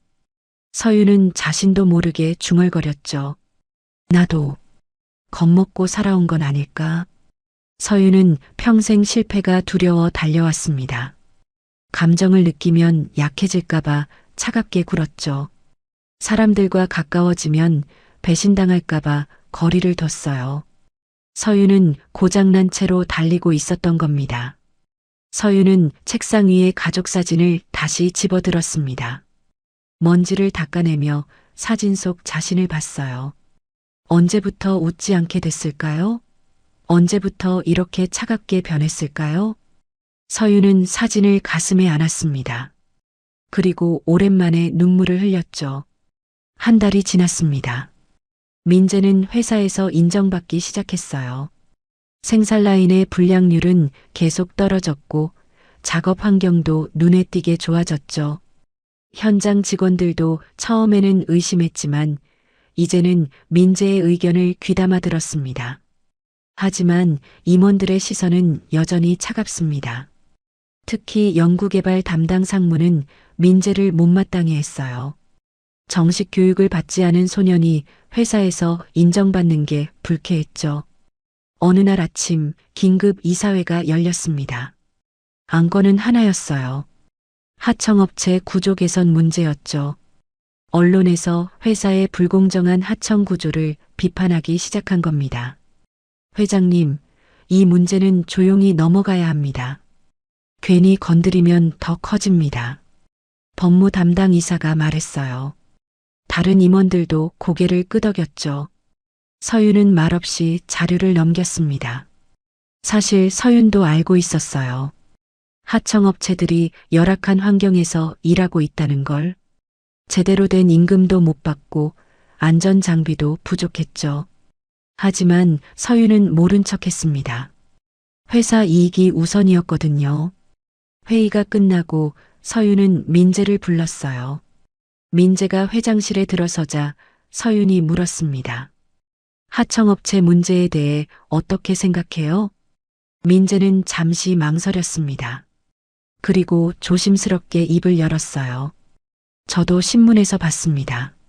사실 좀 안타까워요. 서윤이 눈썹을 올렸어요.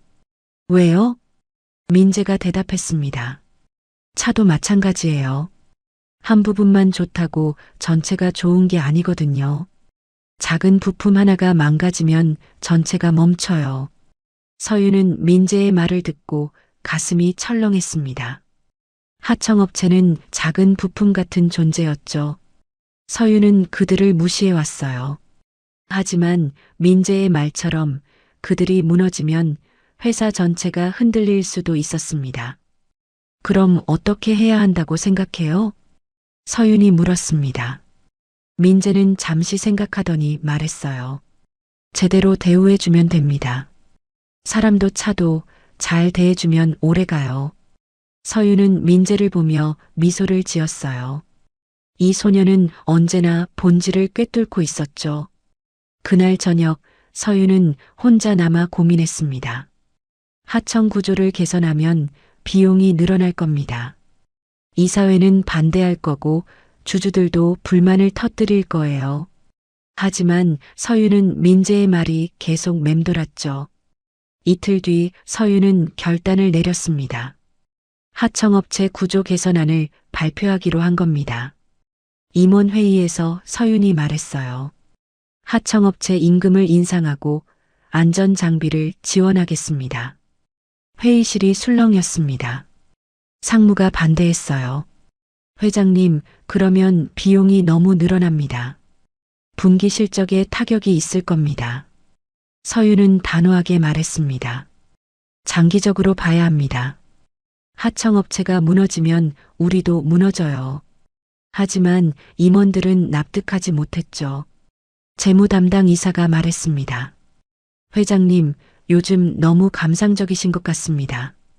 사업은 냉정해야 합니다. 서윤은 차갑게 웃었어요. 냉정하게 봤기 때문에 내린 결정입니다. 하지만 그날 밤 서윤에게 충격적인 소식이 들려왔습니다. 내부 고발이 터진 겁니다. 익명의 제보자가 언론에 회사의 불공정 거래 내역을 폭로했어요. 과거 서윤이 묵인했던 모든 문제들이 드러난 겁니다. 다음 날 아침 신문 일면에 회사 이야기가 실렸습니다. 철의 여회장, 하청업체 착취로 부축적, 대기업의 갑질, 서민 눈물로 쌓은 성공. 기사들은 가혹했어요.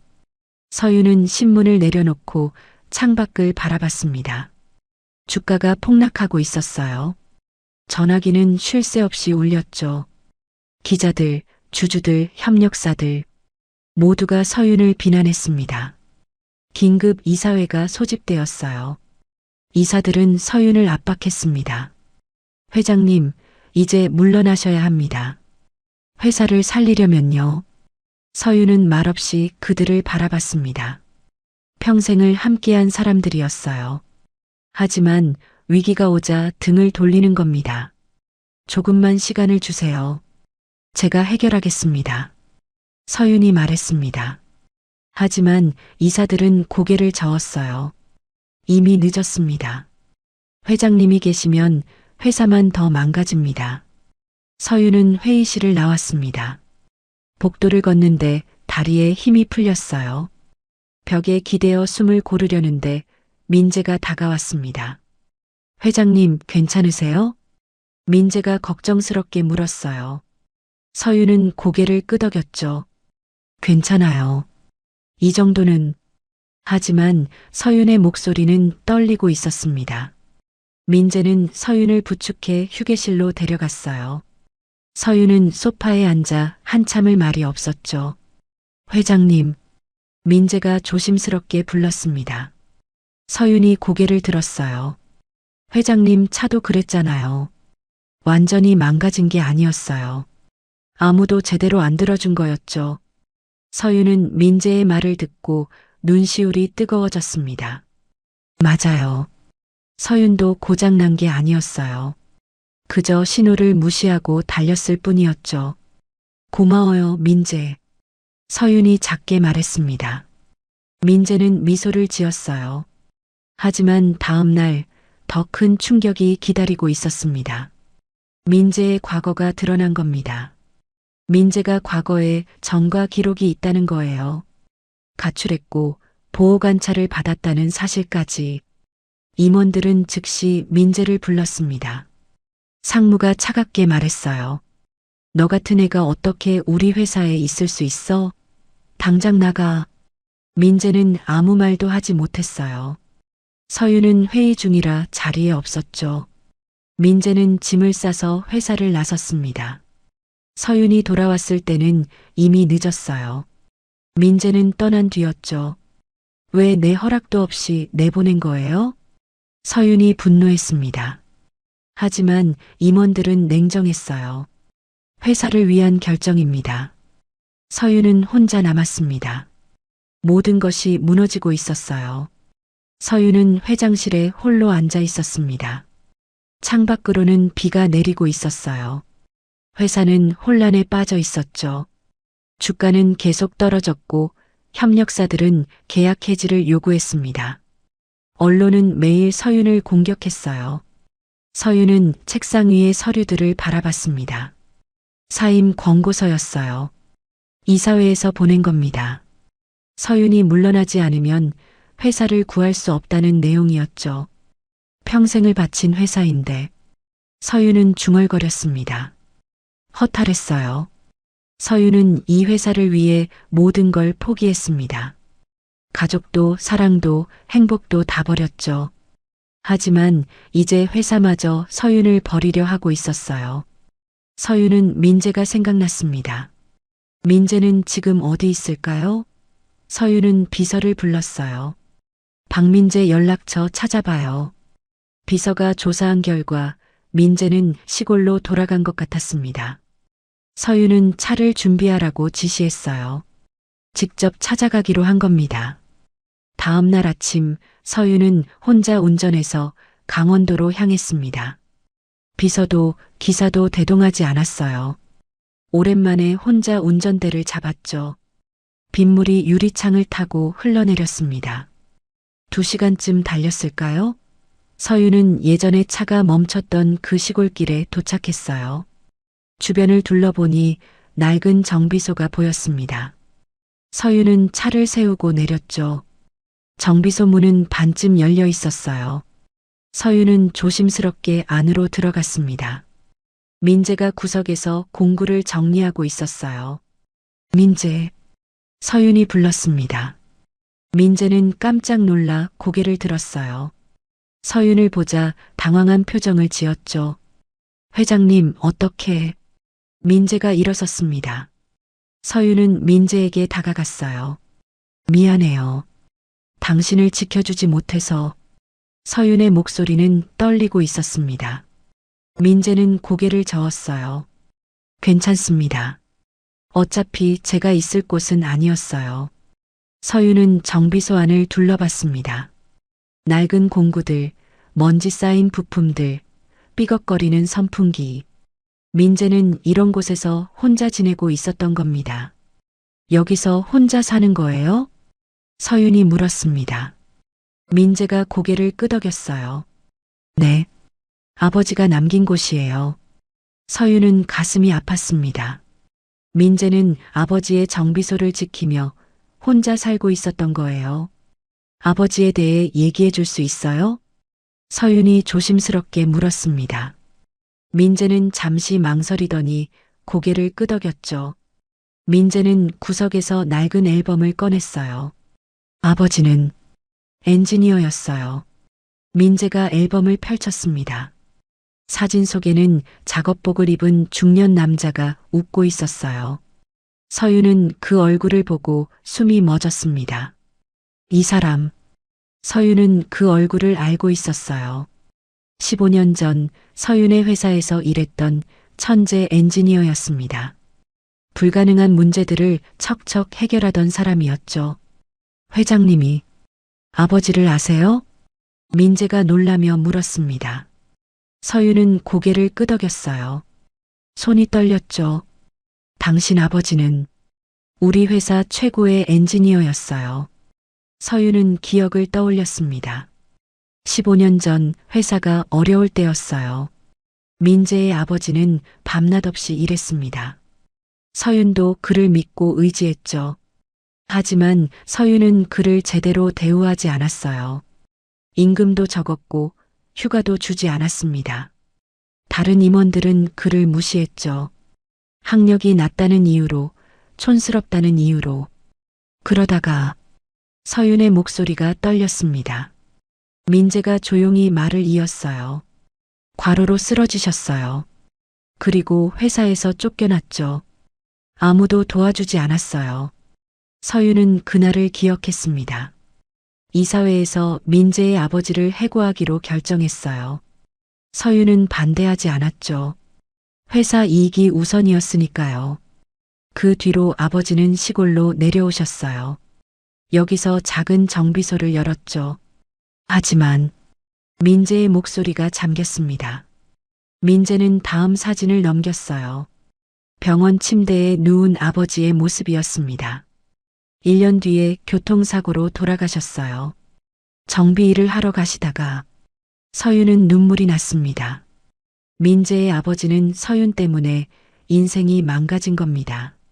서윤이 제대로 대우했다면, 서윤이 지켜줬다면 그는 살아 있었을 거예요. 미안해요. 정말 미안해요.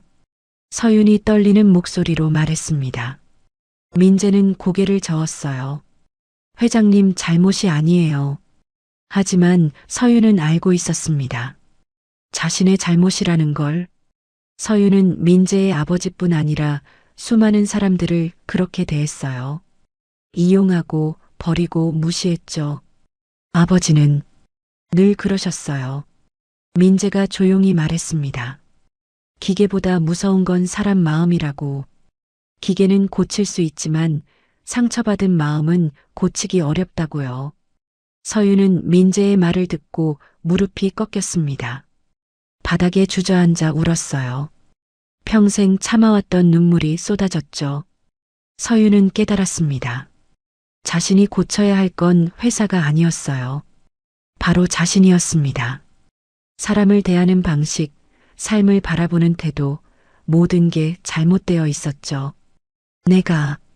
내가 고장 난 거였어요. 서윤이 울먹이며 말했습니다.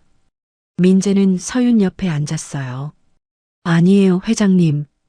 고장 난 게 아니라 그냥 너무 오래 달리신 거예요. 쉬지 않고요. 민재의 말에 서윤은 더욱 울었습니다. 맞아요. 서윤은 쉬지 않고 달렸어요. 성공만 쫓아서 돈만 벌려고, 인정받으려고. 그러다가 정작 중요한 걸 다 잃어버렸죠. 한참을 울고 나서 서윤은 얼굴을 들었습니다. 눈이 붓고 화장이 번졌지만 상관없었어요. 서윤은 민재를 똑바로 봤습니다. 도와줄래요? 나를 고치는 걸. 민재는 미소를 지었어요. 차 고치는 것보다 어려울 텐데요. 서윤도 웃었습니다. 오랜만에 진심으로 웃었어요. 서윤은 민재의 정비소에 머물렀습니다. 회사로 돌아가지 않았어요. 비서가 수없이 전화했지만 받지 않았죠. 서윤은 처음으로 모든 걸 내려놓았습니다. 민재는 서윤에게 작은 방을 내줬어요. 정비소 2층에 있는 낡은 방이었습니다. 먼지가 쌓여 있었지만 서윤은 개의치 않았어요. 오히려 편안했죠. 회장님, 밥 먹어요. 민재가 라면을 끓여왔습니다. 서윤은 오랜만에 라면을 먹었어요. 값비싼 레스토랑 음식보다 맛있게 느껴졌죠. 맛있네요. 서윤이 진심으로 말했습니다. 민재가 웃었어요. 평소에는 뭐 드세요? 서윤은 생각해 봤습니다. 평소에 뭘 먹었나요? 비서가 주문한 도시락, 혼자 먹는 샐러드, 식사 시간도 아까워하며 넘긴 커피. 서윤은 제대로 된 밥을 먹어본 게 언제인지 기억나지 않았어요. 잘 모르겠어요.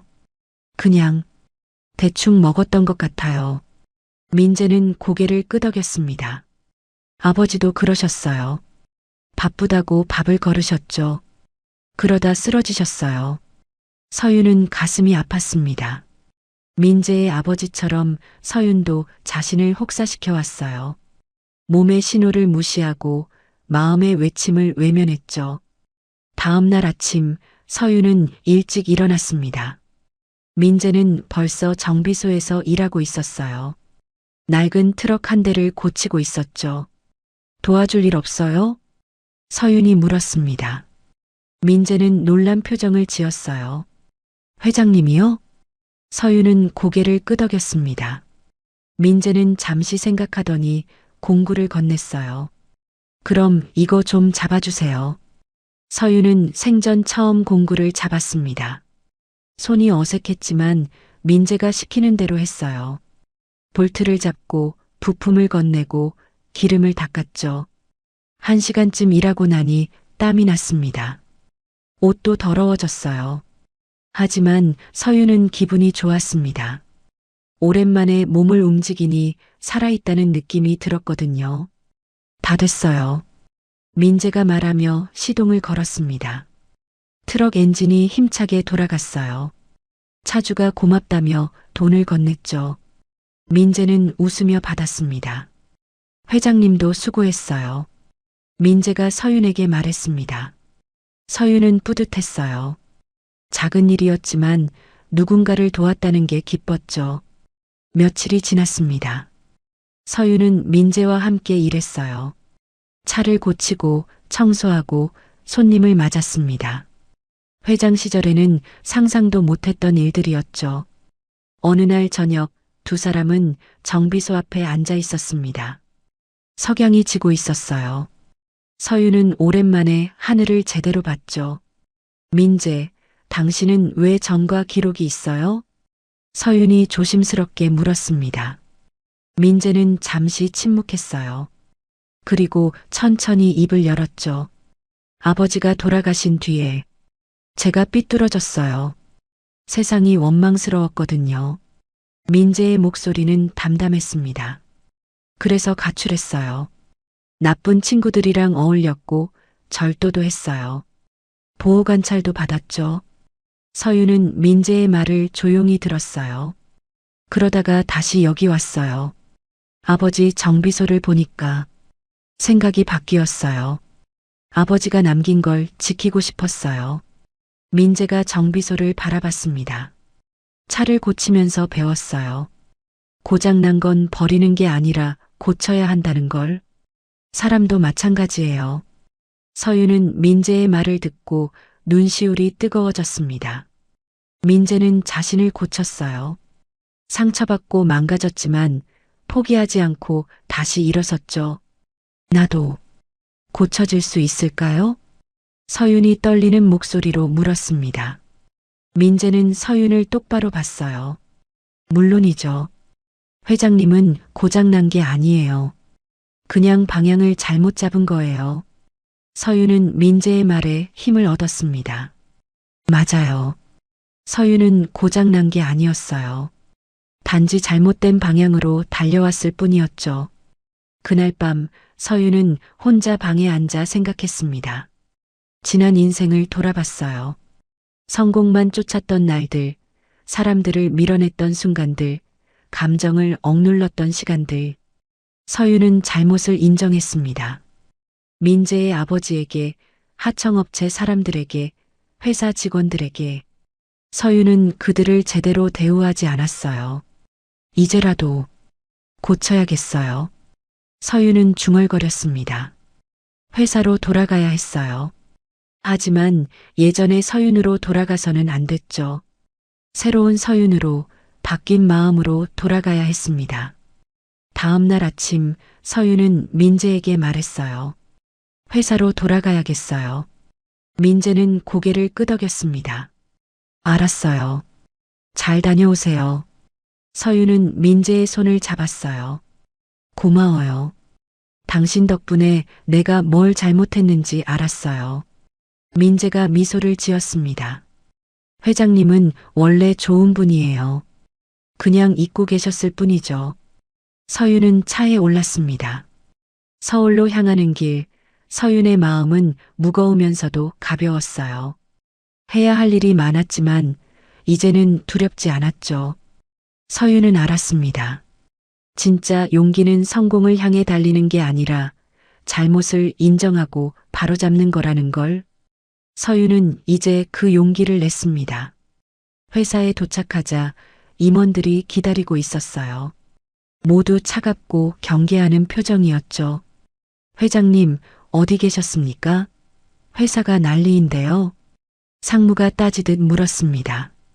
서윤은 침착하게 대답했어요. 중요한 걸 배우고 왔습니다. 임원들은 어리둥절한 표정을 지었어요. 서윤은 회의실로 걸어가며 말했죠.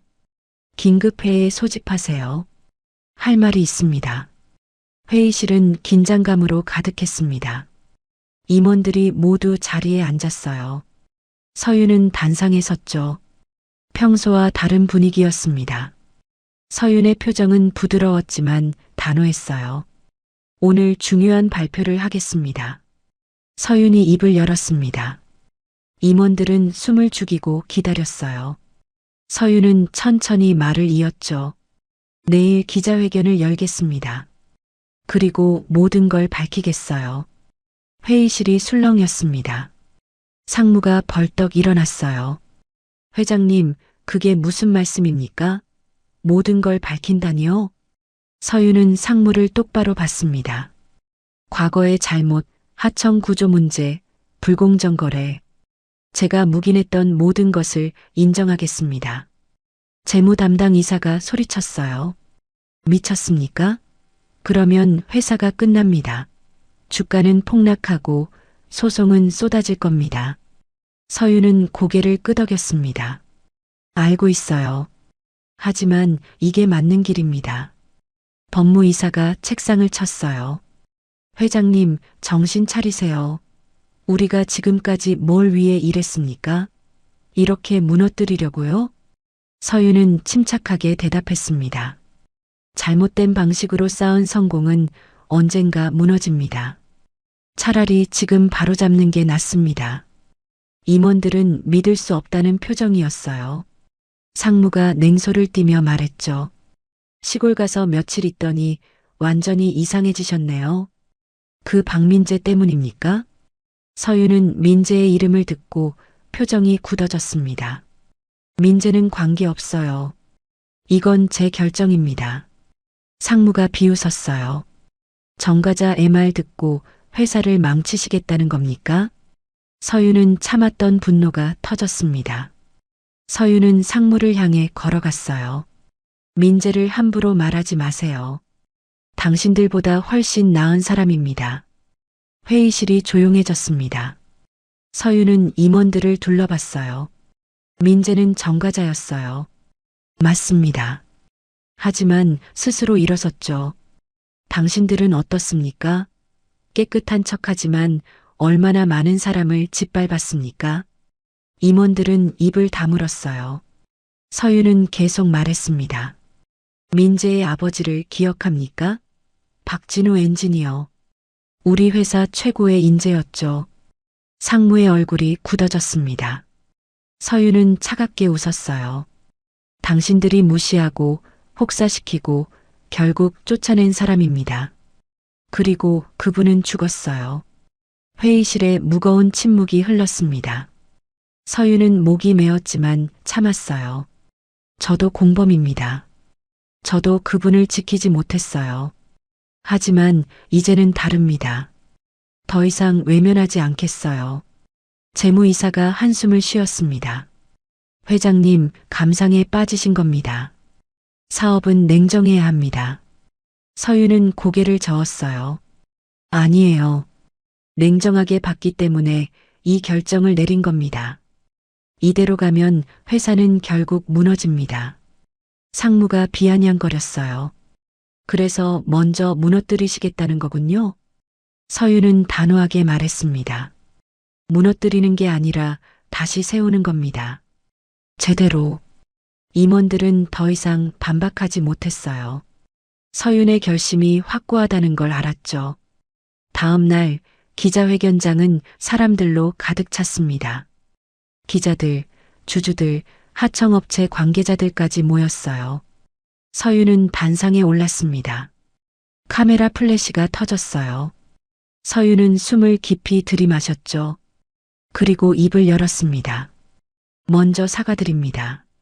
서윤의 목소리는 떨렸지만 분명했어요. 저는 성공만 쫓았습니다. 그 과정에서 많은 사람을 상처 입혔어요. 하청업체를 착취했고 직원들을 혹사시켰습니다. 기자회견장이 술렁였습니다. 서윤은 계속 말했어요. 특히 박진우 엔지니어에게 사과드립니다. 그분은 제 회사에서 최선을 다했어요. 하지만 저는 그분을 지키지 못했습니다. 서윤의 눈에 눈물이 맺혔습니다. 그분은 과로로 쓰러졌고 회사에서 쫓겨났어요. 그리고 얼마 뒤 세상을 떠나셨습니다. 이 모든 게 제 책임입니다.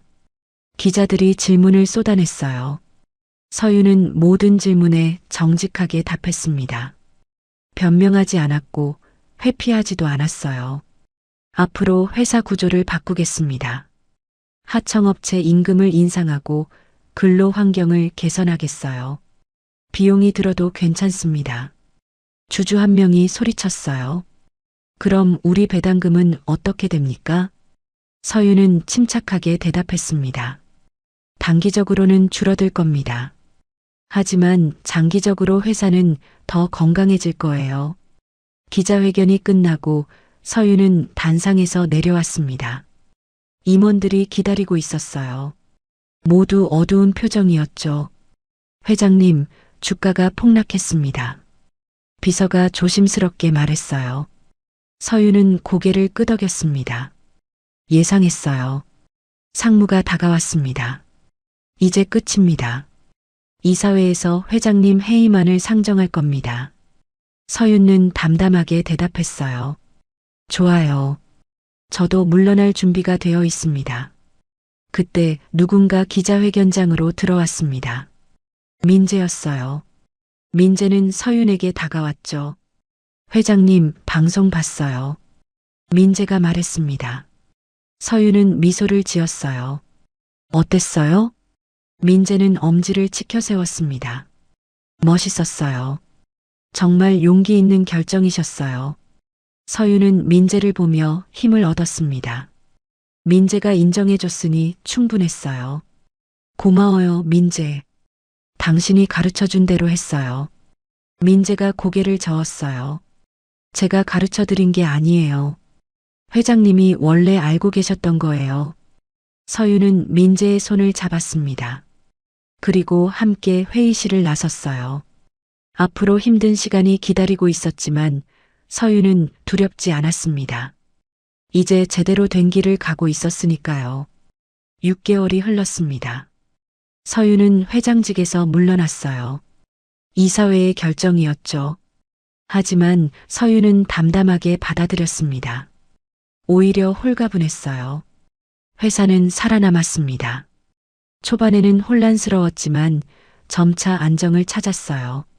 서윤이 약속한 대로 하청 구조가 개선되었고 근로 환경도 나아졌죠. 직원들은 처음에는 의심했지만 이제는 변화를 받아들였습니다. 새로운 회장이 취임했어요. 서윤보다 젊고 유연한 사람이었죠. 서윤은 그를 지지했습니다. 회사가 잘 되는 게 중요했으니까요. 민재는 정식으로 공부를 시작했습니다. 회사에서 장학금을 지원했어요. 민재의 재능을 아깝게 여긴 직원들이 힘을 모은 겁니다. 민재는 기술학교에 입학해서 정식 교육을 받기로 했죠.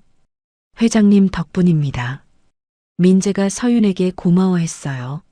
하지만 서윤은 고개를 저었습니다. 내가 한 게 아니에요. 당신 실력을 사람들이 알아본 거예요. 서윤은 이제 작은 아파트에서 살았습니다. 강남의 큰 집은 정리했어요. 혼자 살기에 딱 맞는 크기였죠. 서윤은 아침에 일어나 커튼을 열었습니다. 햇살이 방 안으로 쏟아졌어요. 오늘은 뭘 할까? 서윤은 스스로에게 물었습니다. 더 이상 빡빡한 일정도 끝없는 회의도 없었어요. 서윤은 자유로웠습니다. 서윤은 요즘 봉사활동을 했어요. 하청업체 노동자들을 돕는 단체에서 일했죠. 상담도 해주고 권리 찾는 것도 도와줬습니다.